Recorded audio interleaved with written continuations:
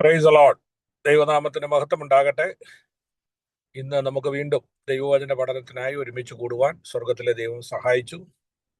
ലോകത്തിന്റെ വിവിധ ഭാഗങ്ങളിൽ നിന്ന് ജോയിൻ ചെയ്യുന്ന എല്ലാ പ്രിയപ്പെട്ടവർക്കും കർത്താവായ യേശു ക്രിസ്തുവിന്റെ നാമത്തിൽ സ്നേഹവന്ദനം അറിയിക്കുന്നു. ഇന്നത്തെ ക്ലാസ് എടുക്കുന്നത് കർത്താവിന്റെ ദാസൻ ഇവാഞ്ചലിസ്റ്റ് ഷാജൻ പാറക്കടവിലാണ്. അദ്ദേഹത്തെ ഇന്ന് രാത്രിയിലും ദൈവം സഹായിപ്പാൻ നമുക്ക് പ്രാർത്ഥനയോടെ അയക്കാം.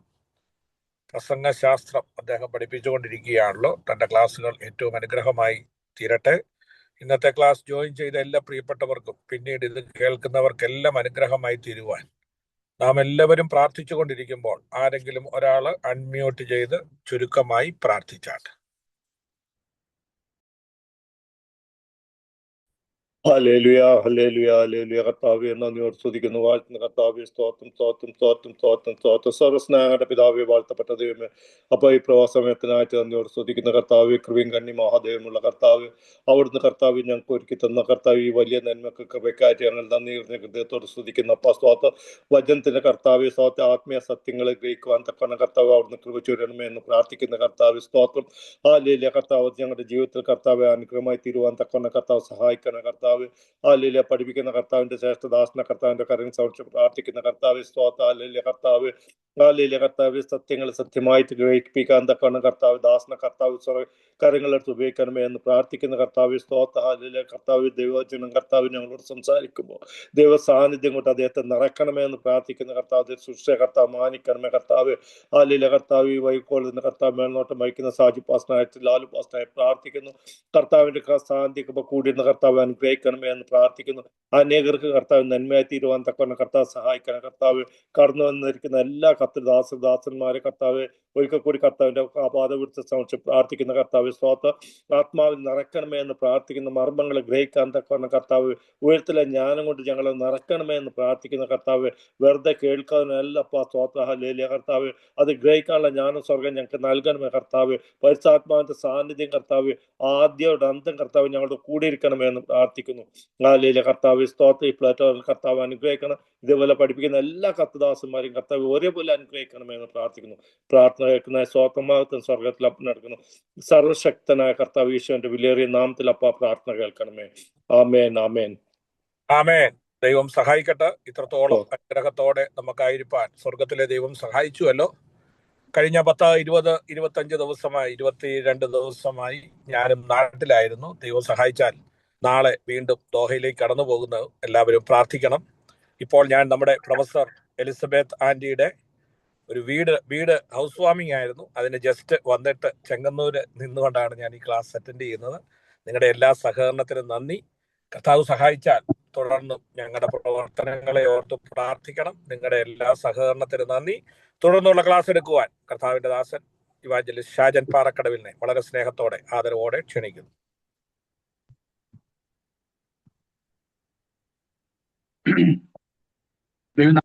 ഉണ്ടാകട്ടെ. എല്ലാവർക്കും പ്രത്യേക സ്നേഹവന്ദനം. ഈ തിരക്കിന്റെ ഇടയിലും ഈ ശുശ്രൂഷകൾക്ക് നേതൃത്വം നൽകുന്ന കർത്താവിന്റെ ശ്രേഷ്ഠദാസൻ പ്രിയ ലാരിച്ചൻ, അതുപോലെ തന്നെ എല്ലാ പ്രിയമുള്ളവർക്കും കർത്താവായ യേശു ക്രിസ്തുവിന്റെ നിസ്തുല്യമായ നാമത്തിൽ സ്നേഹം അറിയിച്ചുകൊണ്ട് നമുക്ക് ക്ലാസ്സിലേക്ക് പ്രവേശിക്കാം. ഇപ്പൊ നമ്മുടെ നാട്ടിലൊക്കെ സുലഭമായി ധാരാളം കൺവെൻഷൻ നടക്കുന്ന സീസണാണ്. അതിന്റെ ഏറ്റവും അവസാന പീരീഡിലേക്ക് എത്തിച്ചേരുകയാണ്. അതുകൊണ്ട് തന്നെ ധാരാളം പ്രഭാഷണങ്ങൾ കേൾക്കാനും അത് വിലയിരുത്താനും ഒക്കെ ഉള്ള അവസരങ്ങൾ നമുക്ക് ലഭ്യമായിട്ടുണ്ട്. ഇല്ല എങ്കിൽ പോലും ദൈനംദിനം നമ്മുടെ കേൾവികളിൽ നമുക്ക് വ്യത്യസ്തമായ വിഷയങ്ങളെ സംബന്ധിച്ച് വൈവിധ്യമാർന്ന നിലയിലുള്ള പ്രഭാഷണങ്ങൾ കേട്ട് ശീലമാക്കിയവരാണ് നമ്മൾ. പ്രത്യേകിച്ച് സോഷ്യൽ മീഡിയ നമുക്ക് സമ്മാനിക്കുന്ന ഒരുപാട് പുതിയ അറിവുകളിൽ ഏറെ പ്രധാനമായി നമ്മൾ ഒരുപാട് സംസാരങ്ങൾ നമ്മൾ കേട്ടുകൊണ്ടേയിരിക്കുന്നു.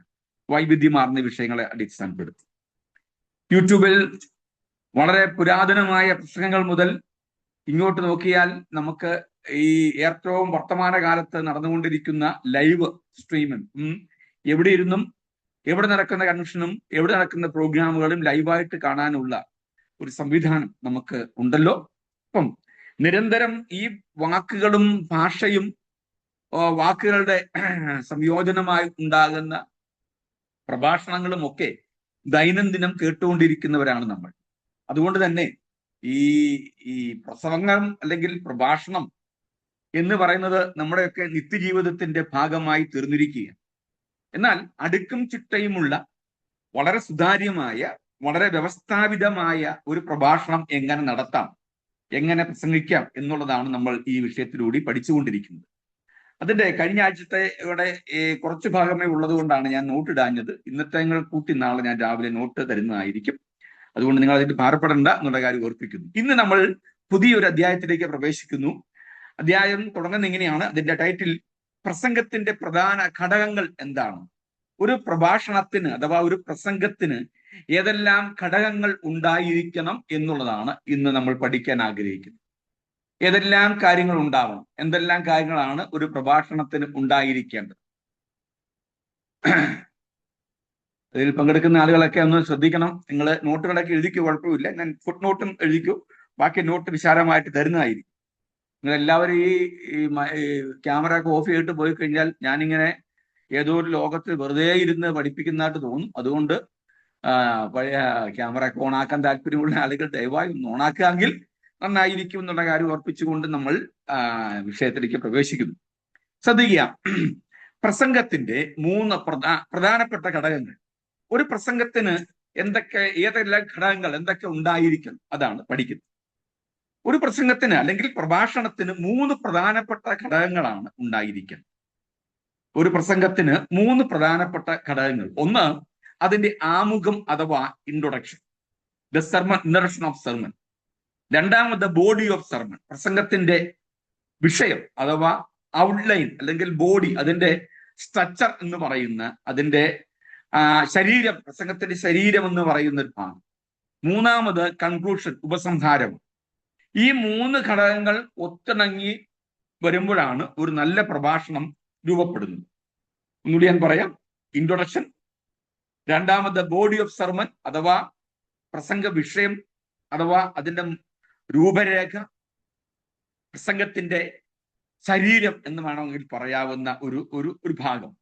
മൂന്നാമത് അതിന്റെ ഉപസംഹാരം. ഇത് 3ഉമാണ് വാസ്തവത്തിൽ ഒരു പ്രസംഗത്തിന് ഉണ്ടായിരിക്കേണ്ടത്. ഇനി ശ്രദ്ധിക്കുക, അതിന്റെ ഒന്നാമത്തെ ഭാഗത്തിലേക്ക് പ്രവേശിക്കുന്നു. മുഖവര അഥവാ ഇൻട്രൊഡക്ഷൻ. ഒരു പ്രഭാഷണത്തിന്റെ അഥവാ ഒരു പ്രസംഗത്തിന്റെ ഏറ്റവും പ്രധാനപ്പെട്ട ഘടകമാണ് മുഖവര. നിങ്ങളൊക്കെ പുസ്തകങ്ങൾ വായിക്കുന്ന ആളുകളാണ്, അല്ലെങ്കിൽ പുസ്തകങ്ങൾ വാങ്ങിക്കുമ്പോൾ, നമ്മളൊരു പുതിയ പുസ്തകം വാങ്ങിക്കുമ്പോൾ ഈ പുസ്തകം മുഴുവൻ നമ്മൾ വായിച്ചിട്ടല്ല നമ്മൾ വാങ്ങിക്കുന്നത്. ഒന്ന്, ആരെഴുതി എന്നുള്ളത് ഏറെ പ്രധാനപ്പെട്ട വിഷയമാണ്. ആരാണ് എഴുതിയത് എന്നുള്ളത് വളരെ പ്രസക്തമാണ്. രണ്ടാമത്, ഇത് എന്തിനെ കുറിച്ചാണ് എഴുതിയിരിക്കുന്നത്, എന്താണ് ഇതിന്റെ പ്രസക്തി എന്താണ് എന്നുള്ളത് വളരെ പ്രധാനപ്പെട്ട കാര്യം. ഇതിന്റെ തലക്കെട്ട്, വളരെ ആകർഷണീയമായ തലക്കെട്ട്, അതൊരു നമ്മളെ ആകർഷിക്കുന്ന, ഈ പുസ്തകത്തോട് അടുപ്പിക്കുന്ന ഒരു ഘടകം. അതുപോലെ തന്നെ ഇതിന്റെ പ്രസാധകരും വളരെ നമ്മളെ ഒരു ബുക്ക് വാങ്ങിക്കാൻ പ്രേരകമാണ്. എങ്ങനെയെന്ന് ചോദിച്ചാൽ, ഈ വളരെ ഓഥന്റിക് ആയിട്ടുള്ള ഒരു പുസ്തകമാണെങ്കിൽ, വളരെ ഓഥന്റിക് ആയിട്ടുള്ള, വളരെ ഉത്തരവാദിത്വമുള്ള പ്രസാധകരായിരിക്കും അത് പ്രസിദ്ധീകരിക്കുന്നത്.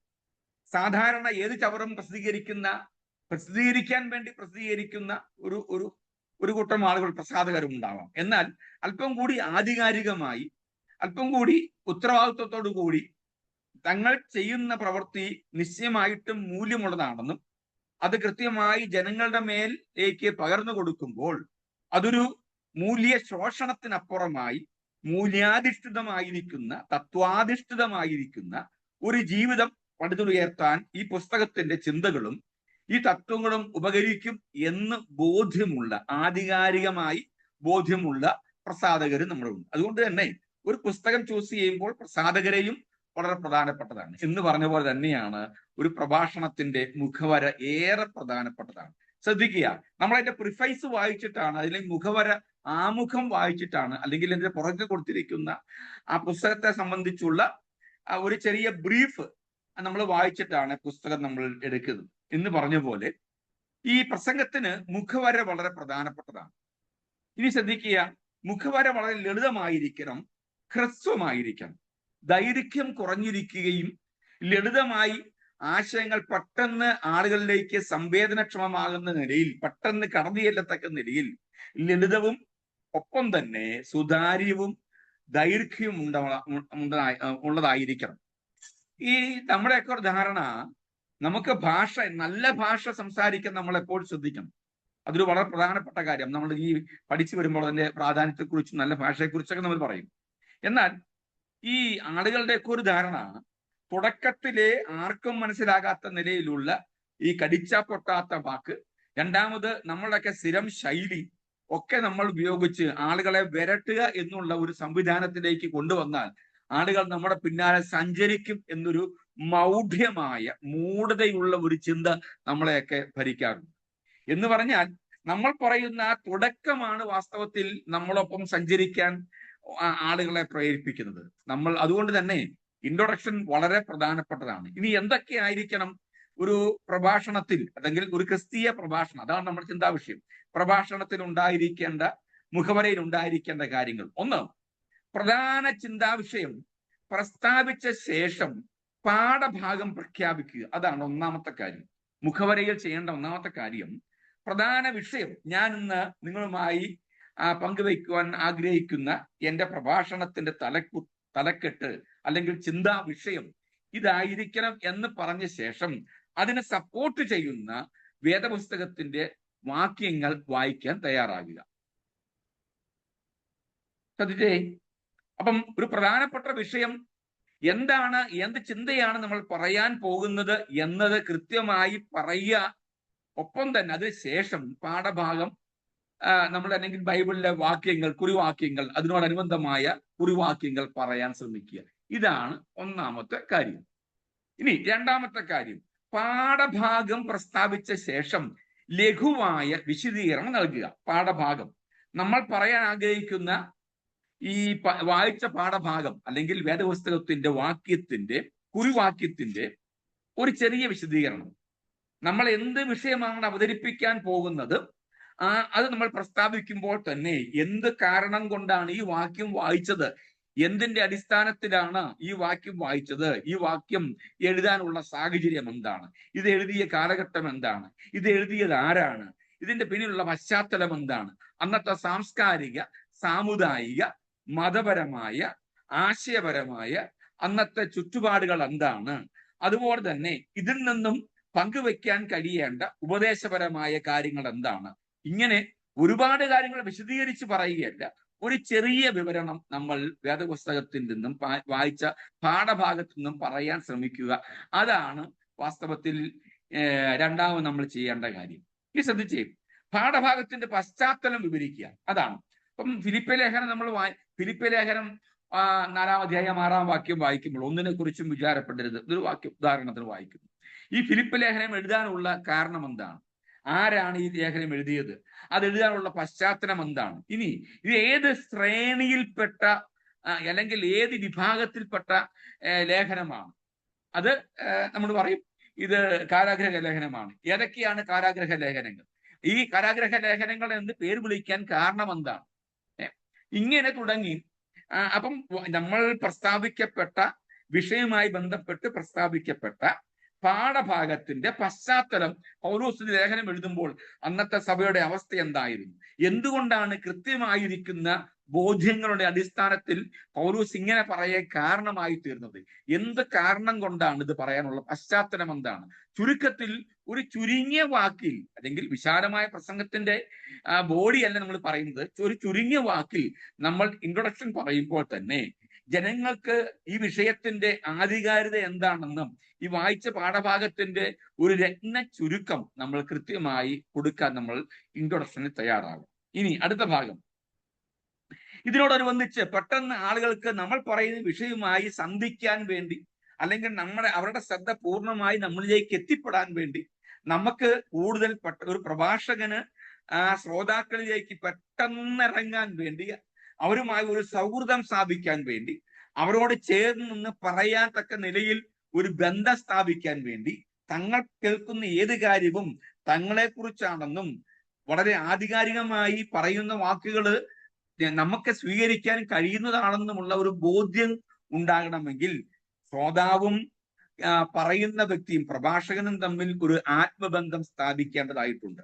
ഈ ആത്മബന്ധത്തിന്റെ സ്ഥാപനവൽക്കരണം എന്ന് പറയുന്നത് ഈ മുഖവരയിലാണ്. എന്ന് പറഞ്ഞാൽ ഒരു ചെറിയ കഥയിലൂടെയോ ഒരു ചെറിയ സംഭവം വിവരിക്കുന്നതിലൂടെയോ ഒരു തമാശയാകാം, എന്തുമായിക്കൊള്ളട്ടെ. ഈ പ്രഭാഷണങ്ങളിക്കകത്ത് തമാശ പാടില്ല എന്നൊന്നുമില്ല. ഒക്കെ നമ്മൾ അതിലേക്ക് വരുന്നുണ്ട്.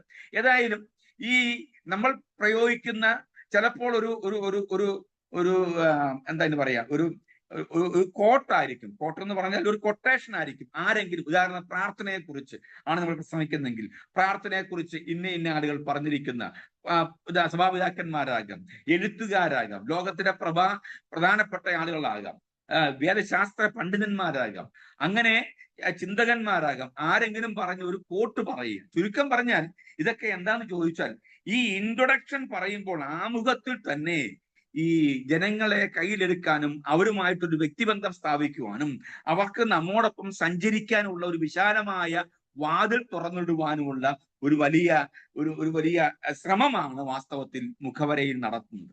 അപ്പൊ നമ്മുടെ ഒരു കാര്യം ശ്രദ്ധിക്കേണ്ടത്, നമ്മളെപ്പോഴും പ്രഭാഷകർ എപ്പോഴും ഘനശാലികളായിരിക്കണം എന്ന് പറഞ്ഞാൽ അതിന്റെ അർത്ഥം വളരെ മുഖമൊക്കെ ഇങ്ങനെ വക്രിച്ച് വളരെ വീർപ്പിച്ച് നമ്മളൊക്കെ എന്തോ വലിയ കാര്യങ്ങൾ ചെയ്യാൻ പോകും, ഇവിടെ വന്ന് ഈ ശ്രോതാക്കൾ ചിന്തിക്കും ഇവിടെ വന്ന് പെട്ടത് തന്നെ നമ്മളങ്ങ് പെട്ടുപോയല്ലോ എന്ന് ചിന്തിക്കുന്ന തരത്തിലല്ലേ. എപ്പോഴും പ്രസന്റ് ആയിട്ട്, വളരെ പ്രസന്ന വദനം ഉള്ള ആളുകളായിട്ട്, വളരെ ചിരിച്ചുകൊണ്ട് എന്ന് പറഞ്ഞാൽ എപ്പോഴും നല്ല സൗമ്യ ഭാവത്തിലൂടെ അവരോട് സഞ്ചരിക്കാൻ ഇടയായിത്തീരണം.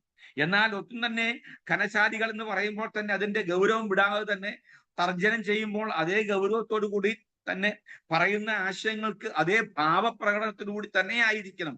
എന്നാൽ എപ്പോഴും വളരെ പ്രസന്റ് ആയിരിക്കുന്ന ഒരു മുഖഭാവം ഈ പ്രഭാഷകന് ഉണ്ടായിരിക്കേണ്ടതായിട്ട്.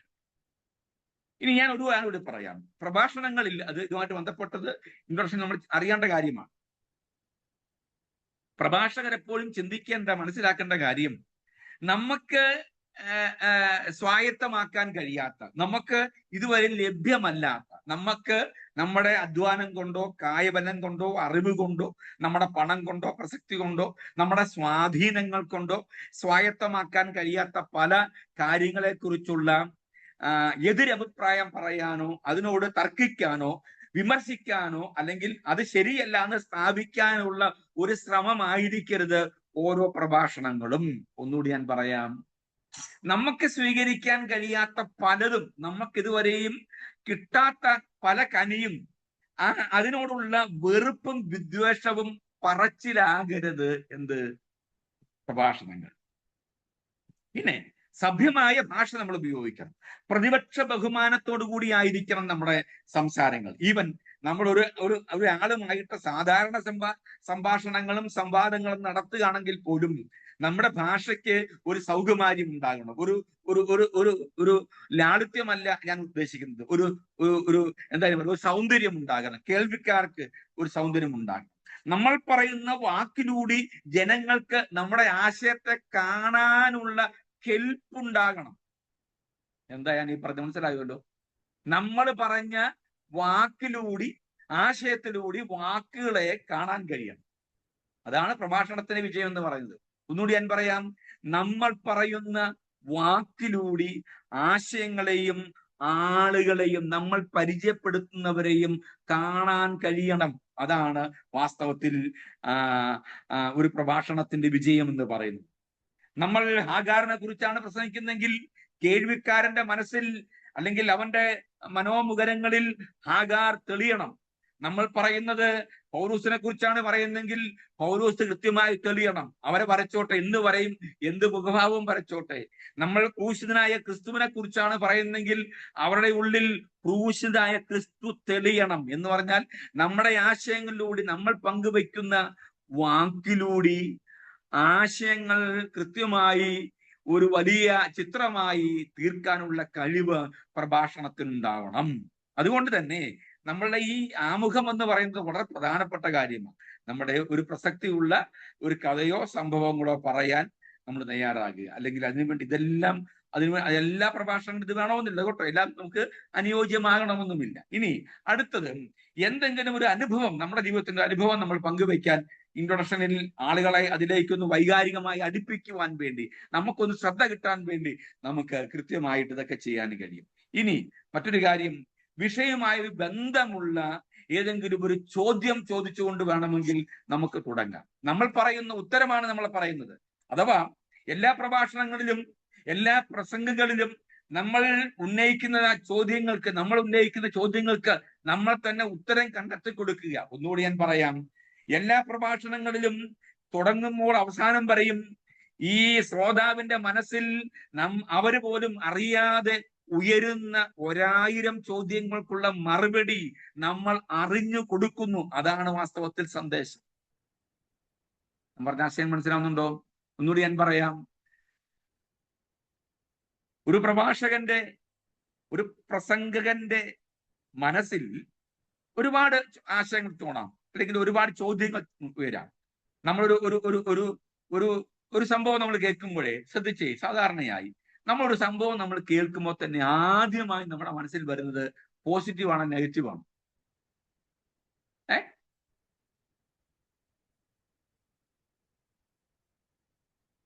അറിഞ്ഞാ കൊച്ചി കേട്ടോ, അവരെ ഇന്നോടത്തെ മോള് ലണ്ടനിൽ പോയി കേട്ടോ. ലണ്ടനിലോ? ലണ്ടൻ? ഓ പിന്നെ അതേന്ന് ലണ്ടനിൽ പോയെന്ന് കഴിഞ്ഞ ആഴ്ച സാക്ഷി പറഞ്ഞ് കേട്ടില്ലേ? അതൊക്കെ കേട്ട്. പക്ഷെ എങ്ങനെ പോയി? അവർക്ക് അതിനുള്ള സാഹചര്യം ഉണ്ടായിരുന്നോ? കൊച്ചു എത്ര പ്രാവശ്യം IELTS എഴുതി തോറ്റുവെന്ന് അറിയാവുന്നത്.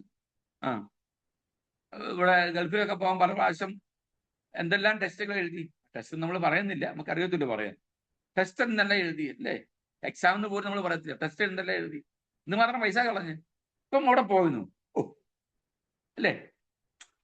അല്ലെങ്കിൽ നമ്മൾ അയ്യോ സ്തോത്രം, ചിലപ്പോൾ നമ്മൾ എങ്ങനെ പറഞ്ഞു പോകും കേട്ടോ. ഞാൻ പറഞ്ഞത്, നമ്മുടെ എന്ത് വിഷയമായിക്കൊള്ളട്ടെ, നമ്മൾ കേൾക്കുമ്പോഴേ നമ്മുടെ മനസ്സിലേക്ക് ഒരു നെഗറ്റീവാണ്, ഒരു തോട്ടാ വരുന്നത്. ഇനി അതൊക്കെ പറഞ്ഞേ, നമ്മളൊരു പ്രസംഗം കേൾക്കുക. ഈ പ്രസംഗം കേൾക്കുമ്പോൾ തന്നെ നമ്മുടെ മനസ്സിൽ പണ്ടെങ്കോ നമ്മൾ ചോദിച്ചിട്ട് മറുപടി കിട്ടാത്ത 1000 ചോദ്യങ്ങൾ പെട്ടെന്ന് ഉയർന്നു വരും. ഇനി നമ്മൾ തന്നെ കണ്ടെത്തിയ മറുപടി ഈ കേൾക്കുന്ന ആ പ്രഭാഷണത്തിൽ ഉയരുന്ന അല്ലെങ്കിൽ മറുപടിയായിട്ട് എന്തെങ്കിലും സാമ്യമുണ്ടോ? നമ്മളൊന്ന് സന്തുലിതാവസ്ഥയിലാണോ പോകുന്നത്? ഏറ്റക്കുറച്ചിലുണ്ടോ? അതോ ഒരുപോലെയാണോ പോകുന്നത്? നമ്മളെ ചിന്ത തന്നെയാണോ ഇതിനോട് ഏകീഭവിക്കുവാൻ സാധ്യതയുണ്ടോ? ഇനി വൈരുദ്ധ്യമായിട്ടാണോ കേൾക്കുന്നത് എന്നൊക്കെ നമ്മൾ പെട്ടെന്ന് തന്നെ ചിന്തിക്കും. ഇതൊക്കെ ഇതിന്റെ ഫ്രാക്ഷൻ ഓഫ് സെക്കൻഡ് എന്ന് പറഞ്ഞാൽ നൊടിയിടയിലാണ് ഇതൊക്കെ സംഭവിക്കുന്നത്. ഞാൻ ഒന്നുകൂടെ പറയാം, നമ്മൾ ചില കാര്യങ്ങൾ കേൾക്കുമ്പോൾ തന്നെ അറിയാതെ നമ്മൾ ഹല്ലേലൂയ സ്തോത്രമൊക്കെ പറയത്തില്ല. നമ്മുടെ പ്രശ്നം എന്ന് പറഞ്ഞു കഴിഞ്ഞാൽ നമ്മൾ കേൾക്കുന്നില്ല. നമ്മൾ വരുമ്പോൾ തുടങ്ങുമ്പോൾ എന്ത് ചെയ്യുക, കീ കൊടുത്ത വാവയെ പോലെ നമ്മൾ തുടങ്ങുമ്പോൾ അവസാനം വരെ ഇത് അവസാനിപ്പിക്കുന്ന നിങ്ങളെ ദൈവത്തിന്റെ ആത്മാവ് നിങ്ങളോട് വിളിക്കുമാറാകട്ടെ എന്ന് പറയുന്നവരെ നമ്മൾ ആത്മാവില്ല. നമ്മളിതൊന്നും കേട്ടിട്ടൊന്നും അല്ല പറയുന്നെങ്കിൽ പോലും. അപ്പൊ അത് പറഞ്ഞേക്കുക. അങ്ങനെ ഒരു 5% ആൾക്കാരെ പറഞ്ഞിട്ട് ഒരു സാധാരണ ഒരു പ്രഭാഷണം കേൾക്കുന്ന ഒരു ശ്രോതാവിന്റെ മനസ്സിൽ അവൻ അറിയാതെ പോലും അവന്റെ മനസ്സിലേക്ക് 1000 ചോദ്യങ്ങളും ഉത്തരങ്ങളും വന്നുകൊണ്ടേയിരിക്കും, വിശകലനങ്ങൾ വന്നുകൊണ്ടേയിരിക്കും. സന്തുലിതാവസ്ഥയിലാണോ പോകുന്നതെന്ന് പറഞ്ഞു ചിന്തിച്ചുകൊണ്ടിരിക്കും, വൈരുദ്ധ്യമായി എന്തെങ്കിലും ഉണ്ടോ എന്ന് ചിന്തിച്ചുകൊണ്ടിരിക്കും. ഒപ്പം തന്നെ എനിക്ക് സ്വീകരിക്കാൻ തക്ക പാകത്തിനാണോ ഇത് വരുന്നത് എന്ന് ചോദിക്കും. എന്റെ വിശ്വാസ പ്രമാണം അനുസരിച്ച് എനിക്ക് ഉൾക്കൊള്ളാൻ കഴിയുമോ എന്ന് ചിന്തിക്കും. ഞാനിതുവരെ വിശ്വസിച്ച വിശ്വാസ പ്രമാണം ഇങ്ങനെയാണ്, അതിനെ ഈ പറയുന്നതുമായിട്ട് സ്വീകരിക്കാൻ കഴിയുമോ എന്ന് ചിന്തിക്കും. ഇങ്ങനെ 1000 ചിന്തകൾ നമ്മുടെയൊക്കെ മനസ്സിലേക്ക് കയറി ഇറങ്ങി വളരെ പ്രസക്തമായി, കാര്യപ്രസക്തമായി, സഗൗരവം നമ്മൾ കേൾക്കുന്ന ഒരു പ്രഭാഷണത്തിൽ ഇത്തരം ചിന്തകളൊക്കെ അറിയാതെ നമ്മളിലേക്ക് എന്ത് ചെയ്യും, ഉണ്ടായിക്കൊണ്ടേയിരിക്കും. ഈ ശ്വാസം വലിക്കുകയും വിടുകയും ചെയ്യുന്നത് നമ്മൾ എപ്പോഴെങ്കിലും അറിയുന്നുണ്ടോ? പക്ഷെ നമുക്ക് ആകെ ബുദ്ധിമുട്ടുണ്ടാകുന്നത് നമ്മുടെ മൂക്കിലേക്ക്, നമ്മുടെ നാസികയിലേക്ക് വന്നരയ്ക്കുന്ന ദുർഗന്ധം വരുമ്പോൾ നമ്മൾ എന്ത് ചെയ്യും? അന്നേരമാണ് നമുക്കൊരു വിമിഷ്ടം ഉണ്ടാകുന്നത്. അതുവരെ സുഖമായി എന്ത് ചെയ്യും, നമ്മൾ ഇത് വലിക്കുകയും ഇത് നിശ്വസിക്കുകയും ശ്വസിക്കുകയും ചെയ്തുകൊണ്ടേയിരിക്കും, ഇതിങ്ങനെ നടന്നുകൊണ്ടേയിരിക്കും എന്ന് പറഞ്ഞ പോലെ തന്നെ നമ്മുടെ മനസ്സിൽ ഇത്തരം ചിന്തകൾ ഇങ്ങനെ വന്നുകൊണ്ടേയിരിക്കും. ചിലർ നമ്മൾ പറയും, ഇന്നത്തെ ഒരു പ്രഭാഷണം കൊള്ളത്തില്ലായിരുന്നു എന്ന് പറഞ്ഞാൽ നമുക്ക് സ്വീകരിക്കാൻ പറ്റിയ ഒന്നുമില്ല എന്നർത്ഥം. നമ്മുടെ ആശയം മനസ്സിലാവുന്നുണ്ടോ?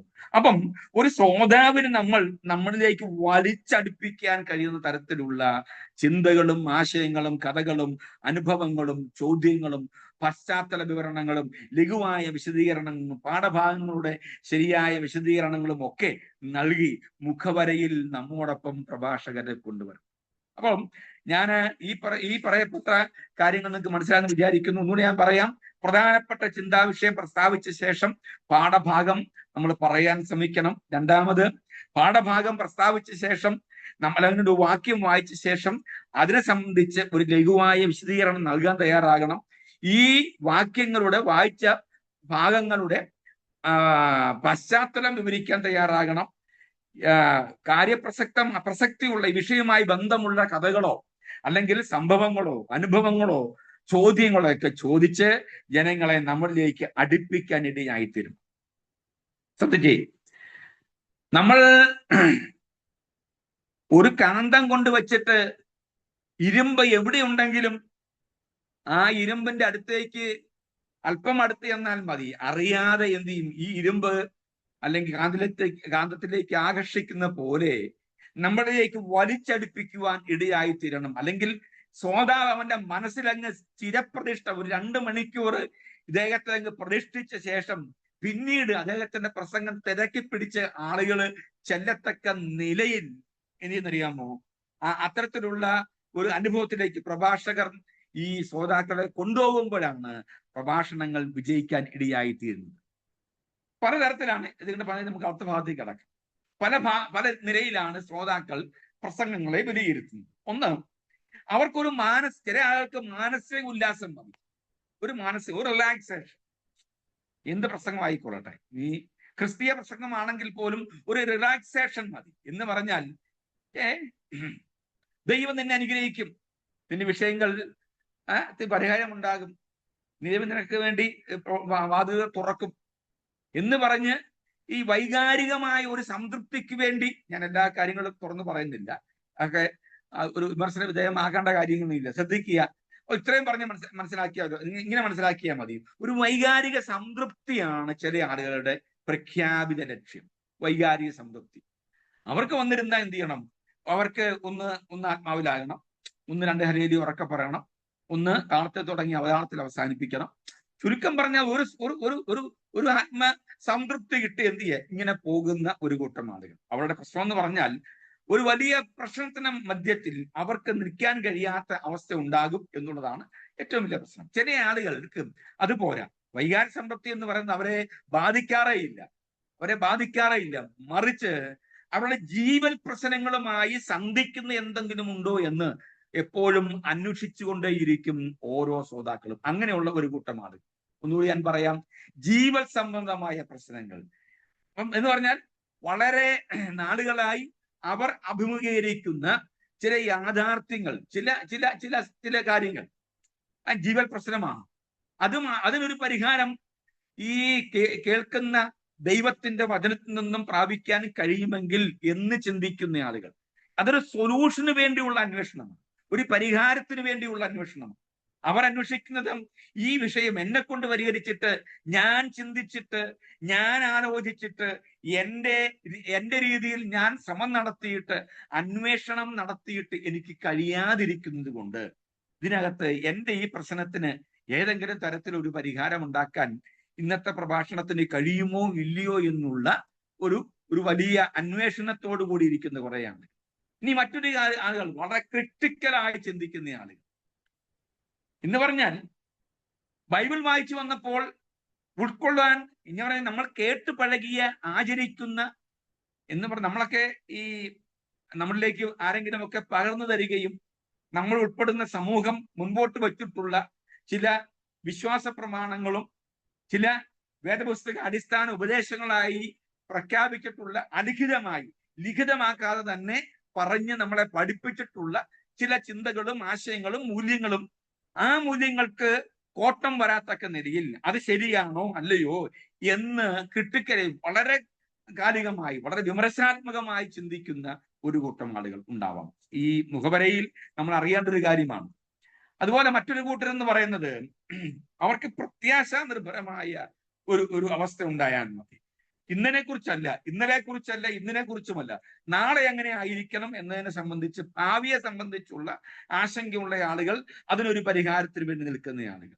ചില ആളുകൾ വളരെ ക്ലബിൽ പോകുന്ന പോലെയോ സിനിമാ തിയേറ്ററിൽ പോകുന്ന പോലെയോ അല്ലെങ്കിൽ നാടകശാലയിൽ പോയിരിക്കുന്നത് പോലെയോ ഒരു ഗാനമേള കേൾക്കുന്ന ഇടയിൽ അല്ലെങ്കിൽ ഇപ്പൊ അവിടെ പറഞ്ഞാലും കൊണ്ടാ, പറഞ്ഞില്ലെങ്കിലും കൊണ്ടാ, അവിടെ എന്ത് സംഭവിച്ചാലും കൊണ്ടാ, എന്ത് സംഭവിച്ചില്ലെങ്കിലും കൊണ്ടാ, ഇതൊന്നും നമ്മളെ ബാധിക്കുന്ന വിഷയങ്ങളല്ല.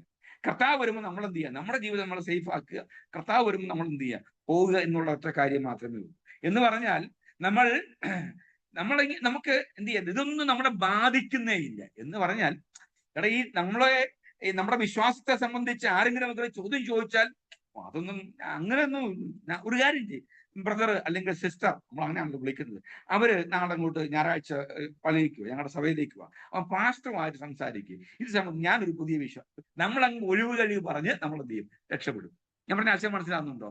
അപ്പം ഇങ്ങനെയുള്ള ഒരുപാട് ആശയങ്ങളുടെ ഒരു സമുച്ചയമാണ് വ്യത്യസ്തമായ വൈവിധ്യമായ സങ്കര സംസ്കാരമുള്ള ശ്രോതാക്കളുടെ മുമ്പിലാണ് നമ്മൾ ഒരാശയവുമായി ചെല്ലുന്നത്. ശ്രദ്ധിച്ചേ, ഞാൻ പറഞ്ഞത് സങ്കര സംസ്കാരമുള്ള, ഒന്നുകൂടി ഞാൻ പറയുന്നു, സങ്കര സംസ്കാരമുള്ള വീക്ഷണഗതിയുള്ള ചിന്താഗതിയുള്ള വളരെ കാലികമായി ചിന്തിക്കുന്ന ആളുകളുള്ള വൈവിധ്യങ്ങളുടെ ഏകീകരണമായി നമ്മൾ ശ്രോതാക്കളെ കാണണം. അവരുടെ മുമ്പിലാണ് നമ്മൾ ഒരു വിഷയവുമായി ചെല്ലുന്നത് എന്നുള്ളത് വളരെ ഓർക്കേണ്ട കാര്യമാണ്. അതുകൊണ്ട് തന്നെ മുഖവര എന്ന് പറയുന്നത് ഒരു സാധാരണ സംഭവമല്ല എന്നുള്ള കാര്യം നമ്മൾ മനസ്സിലാക്കണം എന്ന് പറഞ്ഞ് ഞാൻ ആ ഭാഗം വിടുകയാണ്. ഞാൻ ഈ പറഞ്ഞ കാര്യം മനസ്സിലാവുന്നു വിചാരിക്കുന്നു. മനസ്സിലാവുന്നുണ്ടോ? സ്വതന്ത്രം. ഓക്കെ. ഇനി രണ്ടാമത്തത് ബോഡി ഓഫ് സർമൺ. നിങ്ങളെല്ലാം പ്രസംഗിക്കുന്ന ആളുകളാണ് എങ്കിൽ പോലും, കേൾക്കുന്ന ആളുകളാണ് എങ്കിൽ പോലും, നമ്മൾ സിസ്റ്റമാറ്റിക് പഠിക്കുമ്പോൾ രണ്ടാമത്തെ കാര്യമാണ് ബോഡി ഓഫ് സർമൺ അല്ലെങ്കിൽ ഔട്ട്ലൈൻ. ഇതിന്റെ ശരീരം എന്ന് പറഞ്ഞ എന്താണ്? ഈ പ്രസംഗം എങ്ങനെ ഉണ്ടാക്കാം എന്നതിനെ സംബന്ധിച്ച് വളരെ പ്രധാനമാണ് ഈ ബോഡി ഓഫ് സർമൺ എന്നുള്ളത്. അതിന്റെ ബോഡി എന്ന് പറയുന്നത് ശ്രദ്ധിച്ചേ, the method of sermon construction എന്ന് പറഞ്ഞാൽ ഒരു പ്രസംഗത്തിന്റെ നിർമ്മിതിയുടെ ഭാഗം എങ്ങനെയാണെന്നാണ് ചിന്തിക്കുക. The craft of sermon construction എന്ന് പറഞ്ഞാൽ ഒരു ഒരു ഒരു ഒരു ഒരു പ്രഭാഷണത്തിന് നിർമ്മിതിയിൽ ഉണ്ടാകേണ്ട ക്രിയാത്മകമായി സൂക്ഷിക്കേണ്ട പാലിക്കേണ്ട ഘടകങ്ങൾ എന്തൊക്കെയാണ്, ഇതിനെ നമുക്ക് വിളിക്കാം ഈ ബോഡി ഓഫ് സെർമനെ. എന്താ? The method of sermon construction എന്ന് പറഞ്ഞാൽ ഈ ഒരു പ്രസംഗത്തിന്റെ നിർമ്മിതിക്ക് ആവശ്യമായ ഘടകങ്ങൾ എന്തൊക്കെയാണ് എന്ന് തീരുമാനിക്കുന്നത് ഈ ബോഡിയിലാണ്.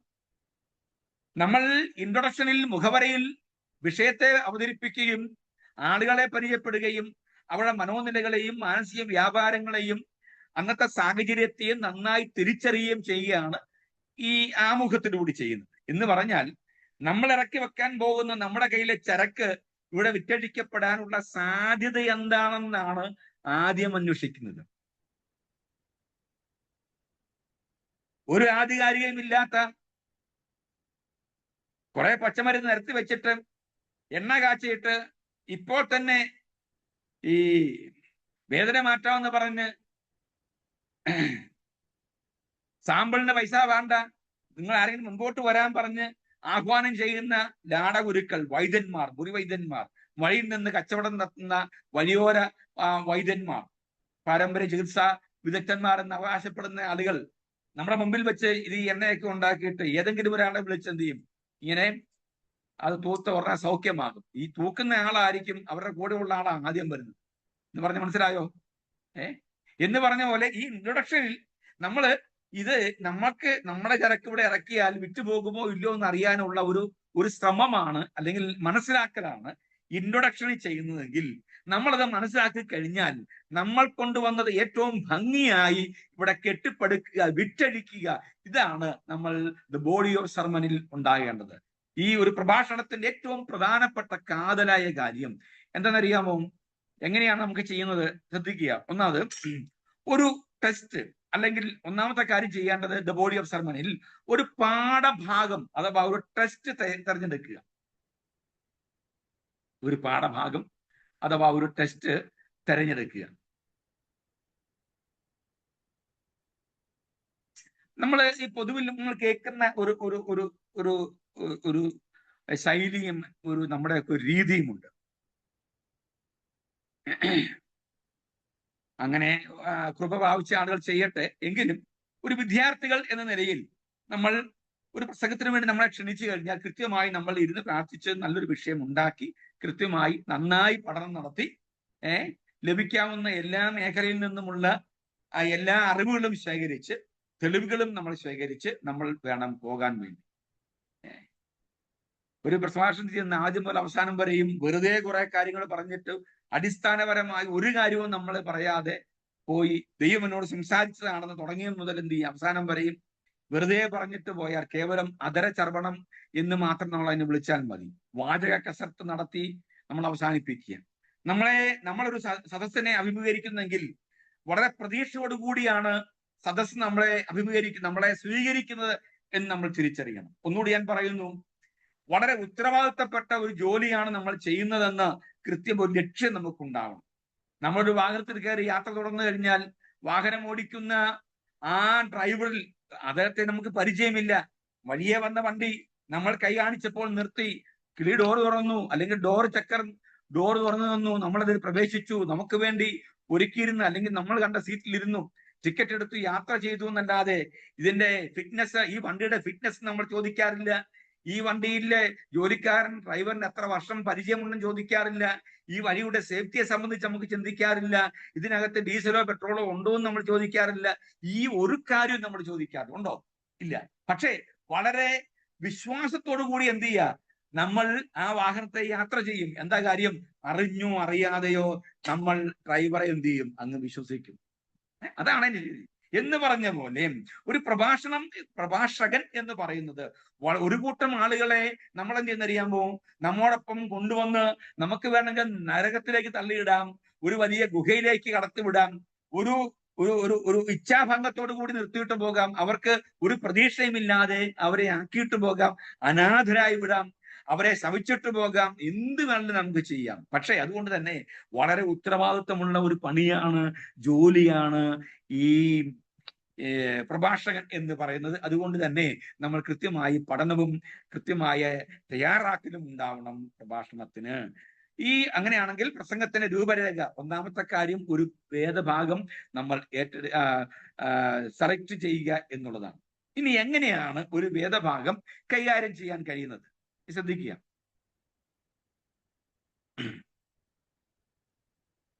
നമ്മൾ ഈ ഭാഗം ഒന്ന് നമ്മൾക്ക് വായിക്കാം, അല്ലെങ്കിൽ വേറെ ആൾക്കൊണ്ട് വായിപ്പിക്കാം. ഉദാഹരണത്തിന് 1 യോഹന്നാൻ 1:14. നമ്മൾ ഈ വാക്യങ്ങൾ പെട്ടെന്ന് ശ്രദ്ധ കിട്ടാനും അല്ലെങ്കിൽ നമുക്ക് വിശദീകരിക്കാൻ വേണ്ടി നമ്മൾ ഇതിലെ ഫ്രൈസ് നമ്മൾ ശ്രദ്ധിക്കുക. ഒരു ഉദാഹരണം ഞാൻ പറഞ്ഞു, പറഞ്ഞില്ലെങ്കിൽ നമുക്ക് ചിന്തിക്കാം. അതിനെ നമ്മൾ പല പ്രസംഗത്തിന്റെ പല പ്രഭാഷണങ്ങൾ നമ്മൾ വരുന്നുണ്ട്, വിശദമായിട്ട് പറയാം. 1 യോഹന്നാൻ 1:14 ശ്രദ്ധിക്കുക. അവിടെ വായിക്കുന്ന ചില ഫ്രൈസ് ഞാൻ പറയും. 1, വചനം ജഡമായി, കൃപ, സത്യം, നിറവ്. ശ്രദ്ധിക്കുക, ചില ഫ്രൈസ് നമ്മൾ കണ്ടെത്തുക. ഇനി ഈ പറയുന്ന പ്രയോഗങ്ങളുടെ ഉള്ളടക്കം എന്താണെന്ന് നമ്മൾ ആദ്യം കണ്ടുപിടിക്കുന്നു. നമ്മൾ പറയുന്ന ഫ്രൈസിന്റെ, വായിച്ച വാക്യത്തിന്റെ ഉള്ളടക്കം, അതിന്റെ കണ്ടന്റ് ഏറ്റവും പ്രധാനമാണ്. അത് നമ്മൾ അറിയണം. ഒന്നാമത് ഉള്ളടക്കം നമ്മൾ അറിയുക എന്നുള്ളതാണ് ഏറ്റവും പ്രധാനപ്പെട്ട. കണ്ടന്റ് എന്താണെന്ന് അറിയുക, കണ്ടന്റ് അഥവാ ഉള്ളടക്കം. രണ്ടാമത് ഇതിന്റെ ഇന്റർപ്രിട്ടേഷൻ, വ്യാഖ്യാനം ഏറെ പ്രധാനപ്പെട്ട കാര്യമാണ്. നമ്മൾ ഇതിനകത്ത് ഹോമിലറ്റിക്സ് ആൻഡ് നിങ്ങളിപ്പോൾ പഠിക്കുന്ന വിഷയമുണ്ടല്ലോ, ഹെർമനോട്ടിക്സ്. ഇത് നമ്മൾ രണ്ടും കൂടി എങ്ങനെയാണ് ഒരു പ്രസംഗം എടുത്ത് വ്യാഖ്യാനം ചെയ്യേണ്ടത് എന്ന് നമ്മൾ ചെറുതായിട്ട് പഠിക്കും. കാരണം സാർ നിങ്ങളത് വിശദമായിട്ട് പഠിപ്പിക്കുന്നത് കൊണ്ട് ഞാൻ ഇതിലേക്ക് കടക്കുന്നില്ല. എങ്കിലും നിങ്ങളെ ഒരു വിഷയമായിട്ട് പഠിപ്പിക്കുന്നുണ്ട് ഞാൻ. ശ്രദ്ധിക്കുക. ഇനി ഈ ഇന്റർപ്രിട്ടേഷൻ, വ്യാഖ്യാനം വളരെ പ്രധാനപ്പെട്ടതാണ്. അതാണ് ഏറ്റവും പ്രധാനപ്പെട്ട കാര്യം. അപ്പം ബൈബിള് ഒരു വാക്യം എടുക്കുന്നു, അതിനകത്തെ കണ്ടന്റ്, ഉള്ളടക്കം എന്താണെന്ന് നമ്മൾ അറിയാം. എങ്ങനെ? ഉള്ളടക്കം എന്താണെന്ന് അറിയാൻ വേണ്ടി ആ ഭാഗം മാത്രം വായിച്ചാൽ പോരാ, അതുമായി അനുബന്ധമായി ലഭിക്കാവുന്ന ഡിക്ഷണറികളോ ബൈബിൾ കമന്ററികളോ അനുബന്ധ പുസ്തകങ്ങളോ ഈ വിഷയം മാത്രം എഴുതിയ പുസ്തകങ്ങളോ ഇനി ആരുടെയെങ്കിലും ലേഖനങ്ങളോ ഇനി ആരെങ്കിലും പ്രസംഗിച്ച പ്രഭാഷണത്തിന്റെ ഭാഗങ്ങളോ, ഇങ്ങനെ നമുക്ക് ലഭിക്കാവുന്ന എല്ലാ സോഴ്സുകളിൽ നിന്നും നമുക്ക് ഈ വിവരങ്ങൾ ശേഖരിക്കാം. ഇതിന്റെ ഉള്ളടക്കം സംബന്ധിച്ചുള്ള വിവരങ്ങൾ ശേഖരിക്കാൻ നമുക്ക് ഇടയായിത്തീരണം. ഇനി ശ്രദ്ധിക്കുക, നമ്മൾ ഒരു വിഷയം സംബന്ധിച്ച് തന്നെ പല വ്യാഖ്യാനങ്ങൾ നമ്മൾ കേട്ടിട്ടുണ്ട്. പല വ്യാഖ്യാനങ്ങൾ ഉണ്ടാവും. എന്നാൽ നമുക്ക് നമ്മുടേതായിരിക്കുന്ന വിശുദ്ധ വേദപുസ്തക അടിസ്ഥാനത്തിൽ, പുതിയ നിയമ വിശ്വാസ പ്രമാണങ്ങളുടെ അടിസ്ഥാനത്തിൽ നമ്മൾ എന്ത് വിശ്വസിക്കുന്നു ആ വിശ്വാസത്തിന്റെ അനുസരിച്ച്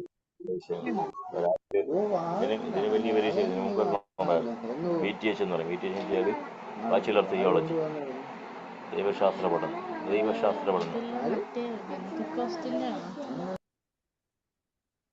വളരെ പ്രധാനപ്പെട്ട കാര്യം. അപ്പം നമ്മൾ മനസ്സിലാക്കേണ്ടത്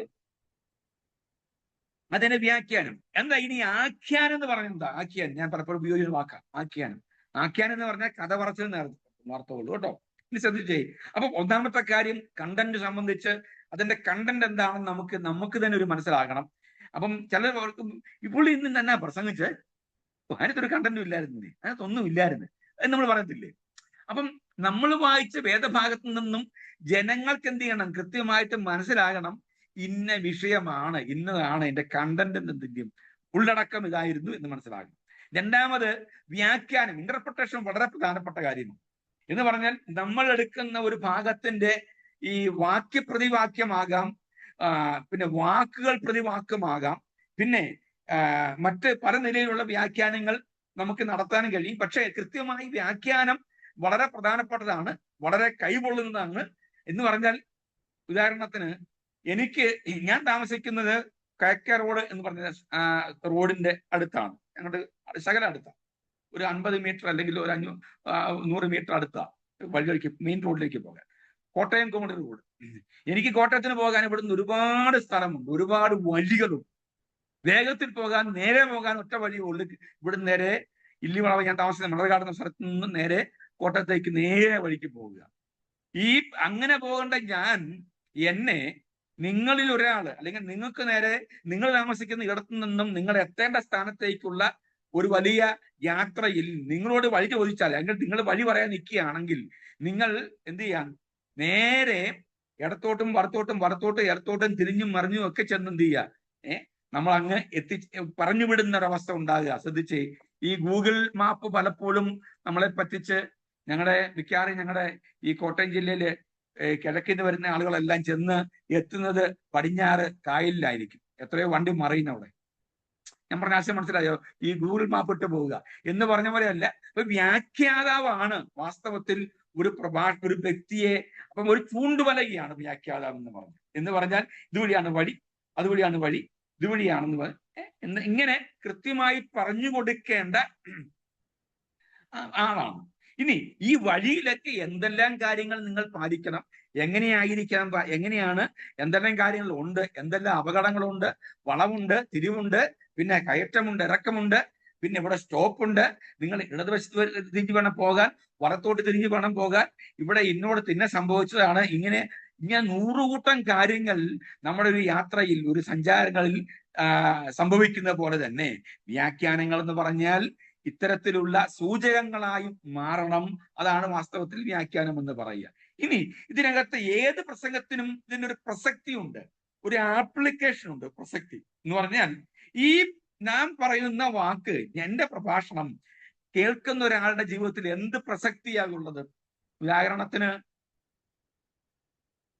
നമ്മളൊരു വാക്യം വായിക്കുകയും ആ വാക്യം എഴുതിയ ചരിത്രഭാഗം, പാഠഭാഗത്തിന് ചരിത്രം വിശദീകരിക്കുന്നത്, ഉദാഹരണത്തിന് റോമൻ ജയിലിനെ കുറിച്ചാ പറയുന്നത്, ഈ കാരാഗ്രഹ ലേഖനത്തെ കുറിച്ചാ പറയുന്നതും എങ്കിൽ കാരാഗ്രഹം എങ്ങനെയായിരുന്നു, അന്നത്തെ സിറ്റുവേഷൻ എന്താണെന്ന് പറഞ്ഞു കൊടുക്കുമ്പോൾ തന്നെ ആ വിവരണങ്ങൾ നമ്മുടെ സാധാരണ ഈ വർത്തമാനകാലത്ത് എന്ത് പ്രസക്തിയാണുള്ളത് എന്നുള്ളത് വളരെ ചിന്തനീയമാണ്. അത് നമ്മൾ കൃത്യമായി ഈ ആപ്ലിക്കേഷൻ എന്ന് പറയുന്നത് വളരെ കൃത്യമായ രീതിയിൽ നമ്മൾ മനസ്സിലാക്കണം. 2 രീതിയിലാണ്. ഒന്ന്, സാധാരണ ജീവിതമായി എന്താണ് ഇതിന്റെ പ്രസക്തി, എന്റെ തകർന്ന എന്റെ ജീവിതമായിട്ട് കേൾക്കുന്ന സന്ദേശത്തിന് എന്ത് പ്രസക്തിയാണുള്ളത്, അഥവാ ഈ വാക്കുകൾക്ക് എന്റെ ജീവിതത്തിൽ എന്ത് പ്രസക്തിയാണുള്ളത് എന്ന് കേൾവിക്കാരൻ കൃത്യമായി അറിഞ്ഞോ അറിയാതെയോ മൗനമായി ചോദിച്ചുകൊണ്ടേയിരിക്കും. അതിനുള്ള മറുപടി ആയിരിക്കണം ഈ കാലേക്കുട്ടി മനസ്സിലാക്കി പ്രഖ്യാപിക്കാൻ തയ്യാറാകേണ്ടത് പ്രഭാഷകൻ. രണ്ടാമത്, ഇതിനകത്തൊരു സ്പിരിച്വൽ ആപ്ലിക്കേഷൻ ഉണ്ട്. എന്ന് പറഞ്ഞാൽ ഒരു ഒരു ഒരു ഭൗതികമായിരിക്കുന്ന ആ പ്രസക്തി ഈ ചിന്തകൾ ജീവിതത്തെ കെട്ടുപണിയുമ്പോൾ തന്നെ ഇതിനകത്തൊരു ആത്മീയ വശം കൂടിയുണ്ട്. നമ്മൾ എന്ത് പറഞ്ഞാലും അതിനകത്തൊരു സ്പിരിച്വൽ ആപ്ലിക്കേഷൻ ഉണ്ടാവണം, അല്ലെങ്കിൽ ഉണ്ട്. അപ്പം അതാണ് വാസ്തവത്തിൽ ദൈവമായിട്ട് നമ്മുടെ ജീവിതത്തെ അടുപ്പിക്കുവാൻ ഇടയായിത്തീരുന്നത് എന്ന് പറഞ്ഞ് ശ്രദ്ധിച്ചേ. ഹാഗാറിന്റെ കാര്യം പറയുമ്പോൾ നമുക്ക് എത്ര വൈകാരികമായിട്ട് അവതരിപ്പിക്കാൻ കഴിയും. വളരെ നാടകീയമായിട്ട് ജനങ്ങളുടെ മുമ്പിൽ അമ്മയുടെയും കുഞ്ഞിന്റെയും കരച്ചിലും ഒക്കെ നമുക്ക് അവതരിപ്പിക്കാൻ കഴിയും. മുറിയാമലയുടെ ഉന്നതങ്ങളിലേക്ക് കയറിപ്പോകുന്ന ഈ അബ്രഹാമിനെയും തന്റെ മകനായിരിക്കുന്ന ഇസഹാക്കിനെയും നമുക്ക് ഏത് തരത്തിൽ വേണമെങ്കിലും അവതരിപ്പിക്കാൻ കഴിയും. ഇതിനകത്ത് രണ്ട് തരത്തിലുള്ള പ്രസക്തി. ഒന്ന്, സാധാരണ ജീവിതമായി ഈ സംഭവത്തിന് എന്താണ് പ്രസക്തി എന്ന് ചിന്തിക്കുമ്പോൾ തന്നെ ഇതിനകത്ത് ഒരു ആത്മീയ, ഒരു സ്പിരിച്വൽ ആപ്ലിക്കേഷൻ കൂടി പറയുമ്പോഴാണ് ആ പ്രഭാഷണം വളരെ ഒരു വ്യക്തിയുടെ ജീവിതത്തെ സ്വാധീനിക്കാൻ ഇടയായിത്തീരുന്നത്. ദൈവോന്മുഖമായി ഒരു വ്യക്തിയെ അടുപ്പിക്കാൻ ഇടയായിത്തീരുന്നത് അവന്റെ ഈ സ്പിരിച്വൽ ആപ്ലിക്കേഷൻ ആണെന്ന് നമ്മൾ മറന്നു പോകരുത്. ഇനി അടുത്തത്, ഇത് ആരാണ് മനസ്സിലാക്കേണ്ടത്? മനസ്സിലാക്കുവാൻ ആരാണ്? ചില ചോദ്യങ്ങൾ ശ്രദ്ധിക്കേ. ഹു, വാട്ട് എന്ത്, വെൻ എപ്പോൾ, പിന്നെ വേർ എവിടെ, ഹൗ തുടങ്ങി ചോദ്യങ്ങൾക്ക് മറുപടിയാകണം പ്രഭാഷണങ്ങൾ. നമ്മൾ ഒരു ബോഡി ഓഫ് സർമൺ, ഒരു പ്രഭാഷണത്തിന്റെ ഏറ്റവും പ്രധാനപ്പെട്ട ഭാഗം രൂപരേഖ ഉണ്ടാക്കുമ്പോൾ ഇത് ആരാണ് മനസ്സിലാക്കേണ്ടത്, എന്താണ് മനസ്സിലാക്കേണ്ടത്, പിന്നെ ഇത് എപ്പോഴാണ് അറിയേണ്ടത്, എപ്പോഴാണ് സംഭവിച്ചത്, എപ്പോഴാണ് അറിയേണ്ടത്, എങ്ങനെയാണ്, എവിടെ വെച്ചാണ് ഇതിന്റെ സംഭവം, പിന്നെ ഇത് എങ്ങനെയാണ് എന്നുള്ളതിനെ സംബന്ധിച്ചുള്ള വിശദീകരണങ്ങൾ. അപ്പൊ ഇത്തരം ചോദ്യങ്ങളും ഉത്തരങ്ങളുമാണ് വാസ്തവത്തിൽ ഈ ബോഡി ഓഫ് സർമണിൽ നമ്മൾ ഉണ്ടാക്കേണ്ടത്. ഇനി ശ്രദ്ധിച്ചേ, ഇനി ആശയങ്ങൾ കൂടുതൽ അർത്ഥം ഉണ്ടാകേണ്ടതിനായിട്ട്, അല്ലെങ്കിൽ ഈ കൂടുതൽ വിശദീകരിക്കേണ്ടതിനായിട്ട് ഈ മൂലഭാഷകൾ ഉപയോഗിക്കുന്ന തെറ്റൊന്നുമില്ല. അതിന്റെ അർത്ഥം തുടങ്ങുമ്പോൾ മുതൽ അവസാനം വരെ മൂലഭാഷ മാത്രം പറയുക എന്നുള്ളതല്ല. മറ്റൊരു കാര്യം, നല്ല മലയാളത്തിൽ പ്രസംഗിച്ചാൽ പോലും അറിയാത്തവരുടെ മുമ്പിൽ ഇതെല്ലാം അങ്ങ് ഇത് മാത്രം പറഞ്ഞ് രക്ഷപ്പെടാനുള്ള നമ്മുടെ ഈ അറിവിന്റെ ഔന്നത്യം എത്രത്തോളം ഉണ്ടെന്ന് മറ്റുള്ളവരെ ഗ്രഹിപ്പിക്കാനുള്ള ഒരു വ്യഗ്രത ഉണ്ടാക്കുകയല്ല നമ്മൾ ചെയ്യേണ്ടത്.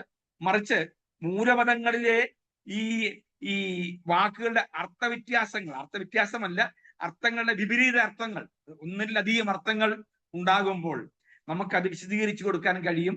അല്ലെങ്കിൽ ഒരു വളരെ ക്രിട്ടിക്കലായിട്ടുള്ള, വളരെ മനസ്സിലാക്കാൻ അല്പം ബുദ്ധിമുട്ടുള്ള ചില വിഷയങ്ങളോ അല്ലെങ്കിൽ ഉപദേശങ്ങളോ അല്ലെങ്കിൽ അടിസ്ഥാനപരമായി അറിഞ്ഞേണ്ട മൂല്യങ്ങളെ കുറിച്ച് പറയുമ്പോൾ എബ്രായ ഭാഷയിൽ ഇതാണെന്നും മൂലപദത്തിൽ ഇതാണ് എഴുതിയേക്കുന്നതെന്നും ഒക്കെ നമ്മളൊന്ന് വിശദീകരിക്കുമ്പോൾ അർത്ഥം അല്പം കൂടി വേഗത്തിൽ നമുക്ക് ഗ്രഹിക്കാൻ കഴിയും. അതിനുവേണ്ടി അത്തരം പദപ്രയോഗങ്ങൾ അറിയാമെങ്കിൽ, കണ്ടെത്താമെങ്കിൽ ഉപയോഗിക്കുന്നതിലും തെറ്റില്ല എന്നുള്ളതും മനസ്സിലാക്കണം. ഇനി വേദഭാഗങ്ങൾ ഇത്തരം കാര്യങ്ങൾ ഉണ്ടാക്കാൻ വേണ്ടി നമ്മൾ ചെയ്യുന്ന കാര്യമോ, ഈ കമന്ററീസ് നമ്മൾ കൂടുതൽ വായിക്കുകയും പഠിക്കുകയും ചെയ്യാൻ നമ്മൾ തയ്യാറാകണം. കമന്ററീസ്, ബൈബിൾ കമന്ററികൾ അല്ലെങ്കിൽ വേദപുസ്തക വ്യാഖ്യാന ഗ്രന്ഥങ്ങൾ നമ്മളെടുക്കുന്ന വിഷയവുമായി ബന്ധപ്പെട്ട് ലഭ്യമാകാൻ കഴിയുന്ന എല്ലാ എഴുത്തുകളും പുസ്തകങ്ങളും ചരിത്രരേഖകളും ഒക്കെ നമ്മൾ പരിശോധിച്ചു വേണം ഒരു പ്രഭാഷണം തയ്യാറാക്കാൻ, അല്ലെങ്കിൽ ഒരു ഔട്ട്ലൈൻ പ്രഭാഷണത്തിന് ഉണ്ടാക്കാൻ വേണ്ടി ശ്രമിക്കേണ്ടത്. അപ്പം ഇതാണ് വാസ്തവത്തിൽ എങ്ങനെ ഒരു പാഠഭാഗം കൈകാര്യം ചെയ്യാം എന്ന് നമ്മൾ മനസ്സിലാക്കേണ്ടത്. ഇനി മൂന്നാമത്തെ കാര്യം നമ്മൾ ചിന്തിക്കുന്നത് രണ്ടാമത്തെ പ്രസംഗത്തിന്റെ രൂപരേഖ, ബോഡി ഓഫ് സർമന്റെ മൂന്നാമത്തെ പിരിവാണ്, അല്ലെങ്കിൽ മൂന്നാമത്തെ ഭാഗമാണ്. പ്രധാനപ്പെട്ട ചിന്തകളെ വേർപെടുത്തിയിട്ട് അവയെ ക്രമമായി നിരത്തി വെച്ച് അവതരിപ്പിക്കാനുള്ള ശ്രമം.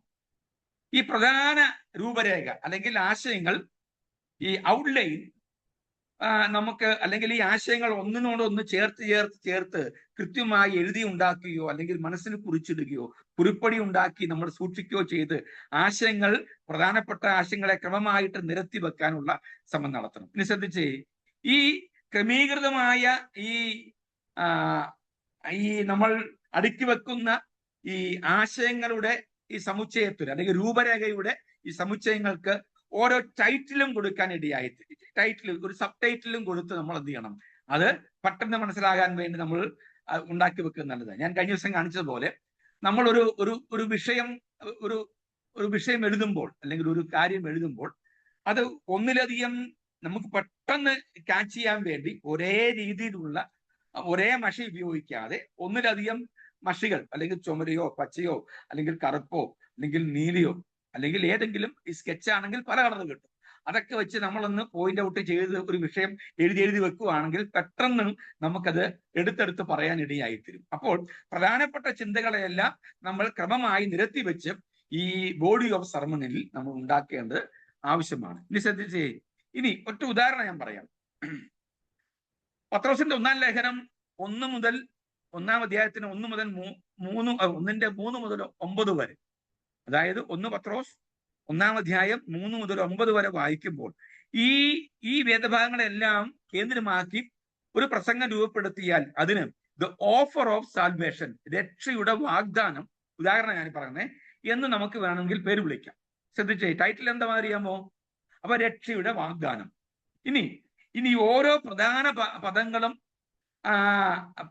അതുപോലെ തന്നെ പ്രയോഗങ്ങളും നമ്മളൊരു ഒബ്സർവേഷനിൽ നിരീക്ഷിച്ച് വേണം നമ്മൾ, അല്ലെങ്കിൽ ഒബ്സർവേഷൻ നടത്തി അല്ലെങ്കിൽ നിരീക്ഷിച്ച് വേണം നമ്മൾ രൂപരേഖ തയ്യാറാക്കാൻ വേണ്ടി. ഇനി ശ്രദ്ധിച്ചേ, പ്രധാന ആശയങ്ങൾ എങ്ങനെയാണ് ഉൾക്കൊണ്ടുകൊണ്ട് രൂപരേഖ തയ്യാറാക്കേണ്ടത്?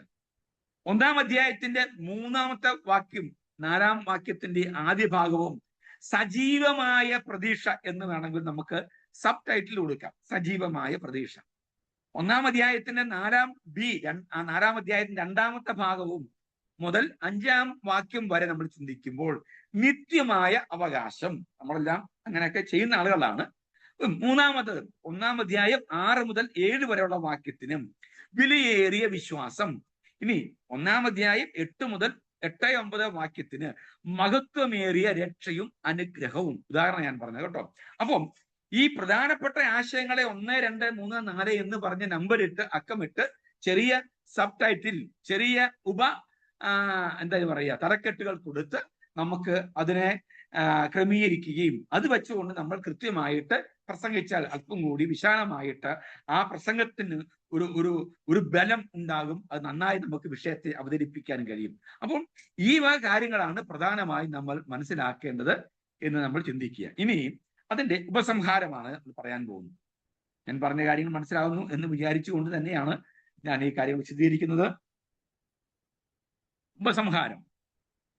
നമ്മൾ പലപ്പോഴും പല പ്രസംഗങ്ങൾ കേൾക്കുമ്പോൾ, ഞാൻ ഇപ്പൊ നിർത്താൻ കേട്ടോ, ഞാൻ നിർത്താൻ പോവാണ്, എന്റെ പ്രഭാഷണം ഞാൻ അവസാനിപ്പിക്കുകയാണ്. വീണ്ടും നമ്മൾ എന്ത് ചെയ്യും? ആ ആള് ഒരു 10 മിനിറ്റ് കൂടെ പറയും, വീണ്ടും 10 മിനിറ്റ് കഴിഞ്ഞ് വീണ്ടും പുള്ളി പറയും, ഞാൻ എന്റെ വാക്ക് അവസാനിപ്പിക്കുക, ഈ വാക്ക് മാത്രമേ ഞാൻ പറയുന്നുള്ളൂ എന്ന് പറഞ്ഞിട്ട് വീണ്ടും എന്ത് ചെയ്യും? ഒരു 10 മിനിറ്റ് കൂടെ പറയും. ചുരുക്കം പറഞ്ഞാൽ സൈക്കിളെ കയറിയിട്ട് ഇറങ്ങാൻ അറിയാൻ മേലാതെ എന്ത് ചെയ്യാം, നമ്മള് എവിടെയെങ്കിലും കൊണ്ട് ഇടിപ്പിച്ച് നിർത്താൻ ശ്രമിക്കുന്ന പിള്ളേരെ പോലെ കുട്ടികളെ പോലെ ഈ ഒരു ശ്രമം. അപ്പം വാസ്തവത്തിൽ ഒരു പ്രഭാഷകന്റെ തുടക്കം എങ്ങനെയാണോ അതുപോലെ തന്നെയാണ്, വളരെ പ്രധാനപ്പെട്ടതാണ് അതിന്റെ ഒടുക്കം എന്ന് പറയുന്നത്. ഇനി ശ്രദ്ധിക്കുക, എങ്ങനെയാണ് ഒടുക്കം പറയുക? നമ്മൾ ഇതുപോലെ പ്രസ്താവിച്ചിട്ടുള്ള ഇൻട്രൊഡക്ഷൻ മുതൽ ബോഡി ഓഫ് സർമം മുതൽ നമ്മൾ ഉപസംഹാരം വരെയുള്ള കാര്യങ്ങൾ, ഒരുപാട് കാര്യങ്ങൾ എന്ന് പറഞ്ഞാൽ നമ്മൾ പ്രധാനപ്പെട്ട തലക്കെട്ടായിട്ടും ഉപതലക്കെട്ടായിട്ടും നമ്മൾ പറഞ്ഞിട്ടുള്ള നിരവധി ചിന്തകളെ എല്ലാം കൂടി ഒന്ന് സമ്മറൈസ് ചെയ്യുക, ഒന്ന് ക്രോഡീകരിച്ചിട്ട് അതിലൂടെ നമ്മൾ ചെയ്യേണ്ട കാര്യങ്ങൾ കൃത്യമായിട്ട്, ഒന്ന് വ്യക്തിപരമായി ചോദ്യങ്ങൾ എന്ത് ചെയ്യുക, വെല്ലുവിളി ഉയർത്തുന്ന നിലയിൽ ചോദ്യങ്ങൾ ചോദിച്ച് ആളുകളെ ചിന്തയിലേക്ക്, നമ്മുടെ ഉപസംഹാരത്തിന് മുമ്പായിട്ട് നമ്മൾ പറയുന്ന ചിന്തയിൽ ഉറപ്പിക്കാനും ഒരു തീരുമാനം എടുക്കാനുള്ള വലിയ ശ്രമത്തിന്റെ ഭാഗമായി അവരൊരു വെല്ലുവിളിയായി എന്ത് ചെയ്യുക, ചില ചോദ്യങ്ങളോ അല്ലെങ്കിൽ ചില വ്യക്തിപരമായ ഒരു വെല്ലുവിളി ഉയർത്തുന്ന കാര്യങ്ങളോ പറഞ്ഞ് അവരെ ധരിപ്പിക്കുക എന്നുള്ളതാണ് ഉപസംഹാരത്തിലെ ഏറ്റവും പ്രധാനപ്പെട്ട കാര്യം. ഇനി ദൃഷ്ടാന്തങ്ങളിലൂടെയോ അല്ലെങ്കിൽ ഒരു തമാശയിലൂടെയോ ചോദ്യങ്ങളിലൂടെയോ അല്ലെങ്കിൽ ഏതെങ്കിലുമൊക്കെ കഥകളിലൂടെയോ ഒക്കെ നമുക്ക് ഉപസംഹാരം അവസാനിപ്പിക്കാൻ ഇടയായിത്തീരാം. അപ്പൊ എങ്ങനെ പറഞ്ഞാലും വളരെ അർത്ഥവത്തായ പുതിയ ആശയങ്ങൾ പുതിയൊരു ആശയം ലഭിച്ചു എന്ന ഒരു ഉറപ്പോടുകൂടി ആളുകൾ മടങ്ങേണ്ടതിന് വേണ്ടി ഉപസംഹാരത്തിൽ കൃത്യമായി ആ കാര്യങ്ങളെ ഒന്നുകൂടി ഉണർത്തിച്ച് ഒന്നുകൂടി എടുത്തു പറഞ്ഞ് അവരെ പറഞ്ഞുറപ്പിച്ച് ഒരു പ്രസംഗം കഴിഞ്ഞ് പോകുമ്പോൾ ഞാൻ എൻ്റെ മനസ്സിൽ ഇതുവരെ ചോദിച്ച ചോദ്യത്തിന് ഒരു മറുപടി കിട്ടി എന്നോ, അല്ലെങ്കിൽ ഞാൻ ഭാരപ്പെട്ട വിഷയത്തിന് ഒരു മറുപടി കിട്ടി എന്നോ, ദൈവം എന്നോട് വ്യക്തിപരമായി സംസാരിച്ചു എന്നോ, അല്ലെങ്കിൽ ഞാൻ ചിന്തിച്ച ആ ചിന്തകൾക്ക് ഒരു ശാശ്വതമായ പരിഹാരം ഉണ്ടായെന്നോ, അല്ലെങ്കിൽ എൻ്റെ മനസ്സിൽ ഒരുപാട് നാളുകളായി രൂപപ്പെട്ടു വന്ന ആശങ്കകൾക്ക് ഒരു വിരാമം ഉണ്ടായെന്നോ ഒക്കെ ഒരു വൈകാരിക സംതൃപ്തിയല്ല, ഒരു ഭൗതികമായ ഉറപ്പ്, ഒരു താത്വികമായ അന്വേഷണം, അല്ലെങ്കിൽ കൃത്യമായിരിക്കുന്ന ഒരു അറിവ്, ഒരു ബോധ്യം ഉണ്ടായി മടങ്ങാൻ ഒരു ഒരു കേൾവിക്കാരനെ ഇടയാകണം. അത്തരത്തിലുള്ള ഉപസംഹാരമായിരിക്കണം നമ്മൾ നടത്തേണ്ടത്. ഇനി മറ്റൊരു കാര്യം കൂടി പറയാം. ഒരു പ്രഭാഷണത്തിന്റെ ഏറ്റവും അവസാനത്തിൽ കേട്ടുപോകുന്നയാള് അല്ലെങ്കിൽ കേട്ടുകൊണ്ടിരുന്ന ആളുകൾ നമ്മൾ പറഞ്ഞതെല്ലാം ചോദ്യത്തിന് മറുപടിയാണ്, ചോദിക്കുകയും മറുപടി പറയുകയും ചെയ്തുകൊണ്ടിരിക്കുക. ചോദ്യങ്ങൾ ചോദിച്ചിട്ട് അവരെ കൊണ്ട് തന്നെ ഉത്തരം പറയിക്കാം. അതുകൊണ്ടാണല്ലോ രക്ഷിക്കപ്പെടുന്നതിനെ സംബന്ധിച്ചും കർത്താവിന്റെ വരവിനെ സംബന്ധിച്ചും ഒക്കെ പറഞ്ഞ ആളുകളെ ധൈര്യപ്പെടുത്തിയിട്ട് അതിനുവേണ്ടി ഒരുങ്ങുന്ന ആരെങ്കിലും ഉണ്ടോ എന്ന് ചോദിച്ച് ആളുകളെ കൊണ്ട് തന്നെ ഉത്തരം പറയിപ്പിച്ച് അവർക്ക് വേണ്ടി പ്രാർത്ഥിക്കുന്നത്, അല്ലെങ്കിൽ അവരെ അങ്ങനെ ആഹ്വാനം ചെയ്യുന്നത്. അതൊരു പൊതുവായ കാര്യം. എന്നാൽ ഒരു സാധാരണ പ്രസംഗം കഴിഞ്ഞു പോകുമ്പോൾ എല്ലാ പ്രഭാഷണങ്ങളിലും മോട്ടോർ കോൾ പറ്റില്ലല്ലോ. എല്ലാ പ്രഭാഷണങ്ങളിലെല്ലാം പറ്റും.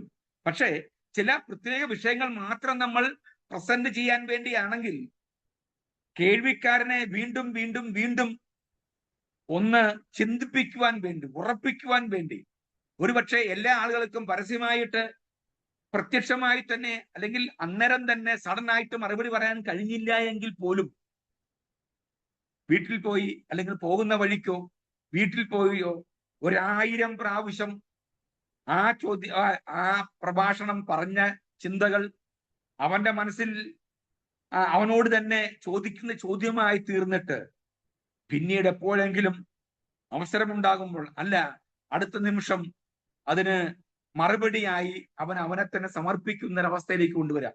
അതിന് വേണമെങ്കിൽ ചോദ്യങ്ങൾ ചോദിച്ച് മറുപടിക്ക് വേണ്ടി കാത്തിരിക്കാനുള്ള ഒരു ആഹ്വാനമായിട്ടും പ്രഭാഷണം അവസാനിപ്പിക്കാം. പ്രഭാഷണത്തിലാണ് സാധാരണ നന്ദിയും കടപ്പാടും ഒക്കെ രേഖപ്പെടുത്തുന്നത്. അതൊക്കെ സാധാരണ കാര്യമാണ്. നമ്മൾ അതങ്ങനെ നിൽക്കട്ടെ.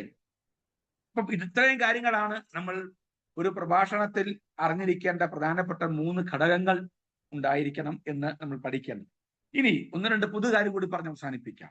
നമ്മൾ ഒരു പ്രഭാഷകനായി നമ്മളെ ക്ഷണിച്ചു കഴിഞ്ഞാൽ നമ്മളാണ് അവിടുത്തെ ഹീറോ എന്ന് ചിന്തിക്കണം. മനസ്സിലായോ? നമ്മള് പ്രഭാഷണത്തിന് വേണ്ടി നമ്മളെ ക്ഷണിച്ച് കഴിയുമ്പോൾ തന്നെ നമ്മളെ പഠിപ്പിച്ച അധ്യാപകര്, നമ്മുടെ സെൻട്രൽ പാസ്റ്റർ, നമ്മളെ സപ്പോർട്ട് ചെയ്യുന്ന അച്ഛന് അല്ലെ, എത്ര പേരാ ഒരു വേദിയിരിക്കുന്നത്. നോർമലി ഇപ്പോൾ നടക്കുന്ന കാര്യം എല്ലാവരും സുഖിപ്പിക്കുന്ന സ്തുതിഗീതങ്ങൾ പാടുന്ന ഒരു പരിപാടിയായിട്ട് നമ്മൾ ഒരു 10 മിനിറ്റ് അങ്ങ് മാറും അല്ലേ. ആദ്യം ഇൻട്രൊഡക്ഷൻ പറയുന്ന പ്രഭാഷകനെ അല്ലെങ്കിൽ അന്നത്തെ അധ്യക്ഷനെ പരിചയപ്പെടുത്തും. വന്നിരിക്കുന്ന സകല ആളുകളെയും സ്വാഗത പ്രസംഗങ്ങൾ പരിചയപ്പെടുത്തിയാൽ പോലും ഇനി ഉപസംഹാരം പ്രാർത്ഥിക്കാൻ വന്ന പുള്ളിയും എന്ത് ചെയ്യും? ഇവരെല്ലാം ഒന്നുകൂടി സുഖിപ്പിച്ച ശേഷമായിരിക്കും പ്രാർത്ഥിക്കുന്നത്. ബഹുമാനപ്പെട്ട അധ്യക്ഷൻ എന്ന് പറഞ്ഞ ശേഷം വേദിയിൽ ഉപവിഷ്ടരായ സകല ആളുകൾക്കും ഏറെ ആദരവുള്ള, ബഹുമാനപ്പെട്ട, അല്ലെങ്കിൽ വളരെ ആദരവുള്ള എന്നൊക്കെ പറഞ്ഞ് അവരെല്ലാം പൊതുവിൽ, ജനത്തെ എല്ലാം പൊതുവിൽ എന്ന് പറഞ്ഞാൽ മതി. ഒന്നത്. രണ്ടാമത് നമ്മുടെ എല്ലാം പ്രശ്നം, നമ്മൾ പറയും എന്നെക്കാട്ടിലും കഴിവും പ്രാപ്തിയുമുള്ള പല ആളുകൾ ഇവിടെ ഉണ്ട്. അതുകൊണ്ട് ഞാനൊരു വലിയ പ്രഭാഷണത്തിന് മുതിരുന്നില്ല. അതുകൊണ്ട് എനിക്ക് ലഭിച്ച സമയത്തിന്റെ എല്ലാം ഞാൻ ഉപയോഗിക്കത്തില്ല, പിന്നീട് പറഞ്ഞുകൊള്ളും. അങ്ങനെയൊക്കെ ആണെങ്കിൽ വീട്ടിലിരുന്നാൽ മതി. നമ്മളെയാ ക്ഷണിച്ചിരിക്കുന്നത്. മനസ്സിലായോ? നമ്മുടെ പ്രഭാഷണം കേൾക്കാൻ വന്ന ആളുകളാണ്. അവർക്കെല്ലാം ഓരോ ഉത്തരവാദിത്വം, അവർക്കൊന്ന് സ്വാഗതം പറയുക, പ്രാർത്ഥിക്കാന്ന് മാത്രമേ ഉള്ളൂ. നമ്മളാണ് മുഖ്യ പ്രഭാഷകനെങ്കിൽ നമ്മളെ പഠിപ്പിച്ച അധ്യാപകനാകട്ടെ ആരുമായിക്കൊള്ളട്ടെ, നമ്മളാണ് അവിടുത്തെ ഹീറോ എന്ന് നമ്മൾ ചിന്തിക്കണം. ഒന്ന്, നമുക്കേതെല്ലാം അറിയാവൂ. ഒരു പൊതു വിജ്ഞാനത്തിന് വേണ്ടി ഞാൻ പറയും, നമ്മളാണ് ഇവിടുത്തെ ഇരിക്കുന്ന ഏറ്റവും വലിയ അറിവുള്ള ആള്. ബാക്കി മുഴുവൻ പൊട്ടന്മാരാന്ന് ചിന്തിച്ചേ. ഇവിടെ ഇരിക്കുന്ന ആളുകൾക്കൊന്നും അറിയാൻ മേല, എനിക്ക് മാത്രമേ അറിയാവുള്ളൂ എന്ന് നമ്മളെ തന്നെ ഒന്ന് പറഞ്ഞ് ഒന്ന് പഠിപ്പിച്ചേ. വേദപണ്ഡിതന്മാര് 3 ഡോക്ടറേറ്റ് കിട്ടിയ ആളാ ഫ്രണ്ടിൽ ഇരിക്കുന്നത്. ഈ പഴയ നിയമത്തിലെ ഡോക്ടറേറ്റ് ഉള്ള ആള്, പുതിയ നിയമത്തിലെ ഡോക്ടറേറ്റ് ഉള്ള ആള്, ഇതൊക്കെയാ ഇരിക്കുന്നത്. ഇപ്പൊ ഞാൻ പറഞ്ഞു ഒക്കുവോ എന്നോർത്ത് 10 പ്രാവശ്യം നമ്മൾ പറയുമ്പോൾ നമ്മൾ അങ്ങ് ഒക്കാതെ പോകും. അതുകൊണ്ട് നമ്മൾ പറഞ്ഞ് പഠിപ്പിക്കുക, ഞാനാണ് ഇന്നത്തെ ഏറ്റവും വലിയ ഹീറോ, എനിക്ക് പ്രസംഗിക്കാൻ കഴിയും എന്ന് നമ്മളെ തന്നെ പറഞ്ഞ് പഠിപ്പിക്കണം. ഇനി മറ്റൊരു കാര്യം, അതുകൊണ്ട് തന്നെ നമ്മുടെ ഇൻട്രൊഡക്ഷനൊക്കെ നമ്മൾ അവോയ്ഡ് ചെയ്യേണ്ട പല കാര്യങ്ങളുണ്ട്. ഇന്നത്തെ കാലത്ത് ഇതിനൊന്നും വലിയ പ്രസക്തി ഇല്ലെന്നേ. മനസ്സിലായോ? നമ്മൾ പറയേണ്ട ചിന്തകൾക്കാണ്, നമ്മൾ പറയുന്ന വചനത്തിനാണ്, ചിന്തകൾക്കാണ് മൂല്യങ്ങളുള്ള, ആശയങ്ങൾക്കാണ് മൂല്യമുള്ളത്. അതുകൊണ്ട് തന്നെ നിങ്ങൾ കൃത്യമായി അതങ്ങ് പറഞ്ഞാൽ മതി. നമ്മൾ ആദ്യം ഇങ്ങനെയുള്ള സകല അൺവാണ്ടഡ് തിങ്സ് എന്ന് പറഞ്ഞാൽ സകല വേസ്റ്റുകളും നമ്മൾ എന്ത് ചെയ്യണം? നമ്മൾ മറക്കണം. ഇങ്ങനെയുള്ള പുകഴ്ത്തലും തോരണം ചാർത്തലും ഒന്നും നമ്മളെ ഈ മുഖവരയ്ക്കകത്തൊന്നും ആവശ്യമില്ല. അവസാനത്തെ ഉപസംഹാരത്തിന് ആവശ്യമില്ല. നമ്മളെയാണ് കൃത്യമായി പ്രഭാഷണത്തിന് വിളിച്ചാൽ അവരൊക്കെ ബഹുമാനിക്കണം, ആദരിക്കണം, പ്രതിപക്ഷ ബഹുമാനത്തോടു കൂടി തന്നെ പറയണം. പക്ഷേ ഇതൊരു ഈ വെറുതെ എന്ന് അതരങ്ങൾ കൊണ്ട് നടത്തുന്ന അഭ്യാസ പ്രകടനമായിട്ടോ സ്തുതിഗീതങ്ങളായിട്ടോ നമ്മൾ മാറരുത് എന്നാണ് ഏറ്റവും പ്രധാനപ്പെട്ട കാര്യം എനിക്ക് പറയാനുള്ളത്. ഇനി പ്രഭാഷണത്തിന് പോവുക, നമുക്ക് നമ്മൾ തന്നെ ഒരു വിശ്വാസം ഉണ്ടാകും. മനസ്സിലായോ? എനിക്ക് എന്നെ വിശ്വസിക്കാനും കഴിയണം. ഇനി മറ്റൊരു കാര്യം, ഇത് നമ്മളുടെ ആക്ഷൻ ഇതൊക്കെ പിന്നീട് പഠിക്കുമെങ്കിലും ഞാൻ ഇപ്പോഴങ്ങ് പറയുക, നമ്മളെ ചതിക്കാത്ത വസ്ത്രം ധരിക്കുക, ചതിക്കാത്ത ഭാഷ, ചതിക്കാത്ത വസ്ത്രവും ചതിക്കാത്ത ഒരു അപ്പിയറൻസ് നമുക്ക് ഉണ്ടാവണം, യോഗ്യമായ വസ്ത്രമായിരിക്കണം. ഇതൊക്കെ നമ്മൾ പിന്നീട് പഠിക്കുമെങ്കിൽ പോലും ഞാൻ ഇൻട്രൊഡക്ഷനിൽ പറയുന്നപ്പം ഞാനങ്ങ് പറഞ്ഞു മാത്രമേ ഉള്ളൂ. അപ്പം ഇന്നത്തെ ഈ കൃത്യമായി നമ്മൾ ഈ ക്ലാസ് കഴിഞ്ഞ് നമ്മൾ പോകുമ്പോൾ നമ്മൾ കൃത്യമായി ഇതിനെക്കുറിച്ചുള്ള വിശദീകരണങ്ങൾ നന്നായി പഠിക്കുകയും നല്ല പ്രഭാഷകരായി തീരുകയും ചെയ്യണം. അതുകൊണ്ട് നമ്മൾ അറിയേണ്ട കാര്യങ്ങളൊക്കെ കൃത്യമായി അറിയുക, അത് നന്നായി മനസ്സിലാക്കുക, നന്നായി പ്രസംഗം തയ്യാറാക്കുക, നന്നായി അത് പ്രസന്റ് ചെയ്യാനുള്ള ഒരു ശ്രമം നമ്മൾ നടത്തുക എന്നുള്ളത് നമ്മൾ മനസ്സിലാക്കുക. ഈ ഇന്നത്തെ ക്ലാസ്സിൽ നമ്മൾ പഠിച്ച മുഖവര, പിന്നെ ബോഡി ഓഫ് സർമൺ, ഉപസംഹാരം, നിങ്ങൾക്ക് ഇത് മനസ്സിലായി എന്ന് വിചാരിക്കുന്നു. എന്തെങ്കിലും സംശയം ഉണ്ടെങ്കിൽ പിന്നീട് ചോദിക്കാം, നമുക്ക് മനസ്സിലാകാം. ഇതിന്റെ നോട്ട് ഞാൻ രാവിലെ ഇട്ടേക്കാം. ദൈവം നമ്മെ സഹായിക്കട്ടെ. ആർക്കെങ്കിലും എന്തെങ്കിലും പറയാനുണ്ടെങ്കിൽ ചോദിക്കുകയും പറയാം, ഇല്ല എങ്കിൽ നമുക്ക് പ്രാർത്ഥിച്ച് നമുക്ക് അവസാനിപ്പിക്കാം എന്ന് ഞാൻ ചിന്തിക്കുന്നു. വളരെ അനുഗ്രഹിക്കപ്പെട്ട രീതിയിൽ വിശദമായ അനുഗ്രഹീതമായ ഒരു ക്ലാസ് എടുക്കുവാൻ ശ്രേഷ്ഠദാസൻ ഇവാഞ്ചലിസ്റ്റ് ഷാജൻ പാറക്കടവിനെ ദൈവം സഹായിച്ചുവല്ലോ. ഇത് ജോയിൻ ചെയ്ത എല്ലാവർക്കും വളരെ അനുഗ്രഹമായി തീർന്നു എന്ന് പൂർണ്ണമായി വിശ്വസിക്കുന്നു. ദൈവം സഹായിക്കട്ടെ. നമുക്ക് പ്രാർത്ഥനയോടെ ആശീർവാദത്തോടെ പിരിയാം. പാസ്റ്റർ ജോയ്ക്കുട്ടി അവസാനമായി പ്രാർത്ഥിച്ചാട്ടെ. കർത്താവിന് മഹത്വം. സ്തോത്രം, സ്തോത്രം, സ്തോത്രം, സ്തോത്രം. ഞങ്ങളുടെ ദൈവമായ സ്വർഗപിതാവേ, പിന്നെ ദുർമുഖത്തേക്ക് ഞങ്ങൾ നോക്കുന്നു. അനുഗ്രഹിക്കപ്പെട്ട നിലയിൽ ഇന്നത്തെ ക്ലാസ്സുകൾ നയിക്കപ്പെടുവാനും കർത്താവ് അത് കേൾക്കപ്പെടുവാനും ഒക്കെ ഞങ്ങൾക്കിടയായല്ലോ. ക്ലാസ് നയിച്ച കർത്താവിന്റെ ബലപ്പെട്ട ദാസന് വേണ്ടി പ്രതികാലം പ്രാർത്ഥിക്കുന്നു. ഒരു പ്രസംഗം എങ്ങനെയായിരിക്കണം, അതിൻ്റെ മുഖവര, അതിൻ്റെ ബോഡി, അതിൻ്റെ ഉപസംഹാരം ഒക്കെ എങ്ങനെയായിരിക്കണമെന്ന് ഞങ്ങളെ ഓർപ്പിച്ച് വളർത്തി. അത് വരുന്ന നാടുകളിൽ കർത്താവെ ഞങ്ങളുടെ ശുശ്രൂഷകളിൽ വളരെ പ്രയോജനപ്പെടുവാൻ കാരണമായി തീർക്കുന്ന നിലയിൽ കർത്താവിൻ്റെ ദാസനെ ഇന്ന് പകൽക്കാലം പഠിപ്പിക്കുവാൻ ബലപ്പെടുത്തി ഓർത്ത് നന്ദിയോടെ ഞങ്ങൾ ദൈവത്തെ വാഴ്ത്തുന്നു. തന്റെ ദാസനെ, തന്റെ ശുശ്രൂഷകളെയും തന്റെ കുടുംബത്തെയും കർത്താവ് അനുഗ്രഹിക്കുമാറാകണമേ. വരുന്ന നാടുകളിലും ഞങ്ങൾക്ക് എല്ലാവർക്കും അനുഗ്രഹമാക്കി തീർക്കേണ്ടതിനായി പിന്നെ ഞങ്ങൾ പ്രാർത്ഥിക്കുന്നു. അതേ വചനം പഠിച്ച എല്ലാ പ്രിയപ്പെട്ടവർക്കായി പ്രാർത്ഥിക്കുന്നു. ഓരോ ദേശങ്ങളിൽ ഇരുന്നു കൊണ്ട് വചനം പഠിക്കുമ്പോൾ അത് ഭാവിയിൽ കർത്താവെ എന്നതിന്റെ വേലയ്ക്ക് പ്രയോജനപ്പെടുവാൻ ഇടയാക്കണമെന്ന ദൈവത്തോട് പ്രാർത്ഥിക്കുന്ന എല്ലാവരെയും അനുഗ്രഹിക്കേണ്ടതിനായി പ്രാർത്ഥിക്കുന്നു. ആരെങ്കിലും ശാരീരികമായിട്ടോ മാനസികമായിട്ടോ കർത്താവെ ഭാരത്തോടെ ആയിരിക്കുന്നുവെങ്കിൽ കർത്താവ് അവരെ ആശ്വസിപ്പിക്കുകയും സഹായിക്കുകയും വിടുവിക്കുകയും ചെയ്യണമേ എന്ന് ഞങ്ങൾ ദൈവത്തോട് പ്രാർത്ഥിക്കുന്നു. ഈ അഗാപ്പയെക്കുള്ള പ്രവർത്തനങ്ങൾ എല്ലാവർക്കും നന്മയാക്കി തീർക്കണമേ, അനുഗ്രഹിക്കണമേ. എല്ലാ ദൈവദാസന്മാരെ പഠിപ്പിക്കുന്ന അധ്യാപകരെ എല്ലാവരെയും കർത്താവ് അനുഗ്രഹിക്കേണ്ടതിനായി പ്രാർത്ഥിക്കുന്നു. യാത്രയിലായിരിക്കുന്ന കർത്താവിന്റെ ദാസന് വേണ്ടിയും പ്രാർത്ഥിക്കുന്നു. ക്ഷേമത്തോടെ മടങ്ങി വരുവാൻ താവേ ദോഹയിലേക്ക് എത്തുവാൻ ഇടയാക്കണമെന്ന് പ്രാർത്ഥിക്കുന്നു. കോളേജിന്റെ നടത്തിപ്പായിരിക്കുന്ന എല്ലാ കർത്തദാസന്മാരെയും ഒന്നുകൂടെ സമർപ്പിച്ച് പ്രാർത്ഥിക്കുന്നു. ഞങ്ങൾ എല്ലാവരെയും കർത്താവ് അനുഗ്രഹിക്കണമേ. പ്രാർത്ഥന യാതിനെ കർത്താവ് കേട്ടതിനായി നന്ദിയോടെ സ്തോത്രം ചെയ്യുന്നു. സകല മഹത്വവും ദൈവത്തിന് അർപ്പിക്കുന്നു. യേശു ക്രിസ്തുവിന്റെ അൻപുള്ള നാമത്തിൽ പ്രാർത്ഥിക്കുന്നു. കൃപയുണ്ടായി കേൾക്കുമാറാകണമേ. ആമേൻ. പിതാവായ ദൈവത്തിന്റെ സ്നേഹവും പുത്രനായ യേശു ക്രിസ്തുവിന്റെ കൃപയും പരിശുദ്ധാത്മാവിന്റെ സഹവാസവും സാന്നിധ്യവും നമ്മോടും ഇന്ന് ക്ലാസ് എടുത്ത കർത്താവിന്റെ ശ്രേഷ്ഠദാസനോടും മറ്റെല്ലാ പ്രിയപ്പെട്ടവരോടും ഇന്നു മുതൽ എന്നേക്കും ഉണ്ടായിരിക്കുമാറാകട്ടെ. ദൈവത്തിന് സ്തോത്രം ചെയ്യാം. ഹല്ലേലൂയ. കർത്താവ് സഹായിച്ചാൽ നമുക്ക് വീണ്ടും തിങ്കളാഴ്ച കാണാം. ദൈവം എല്ലാവരെയും സഹായിക്കട്ടെ.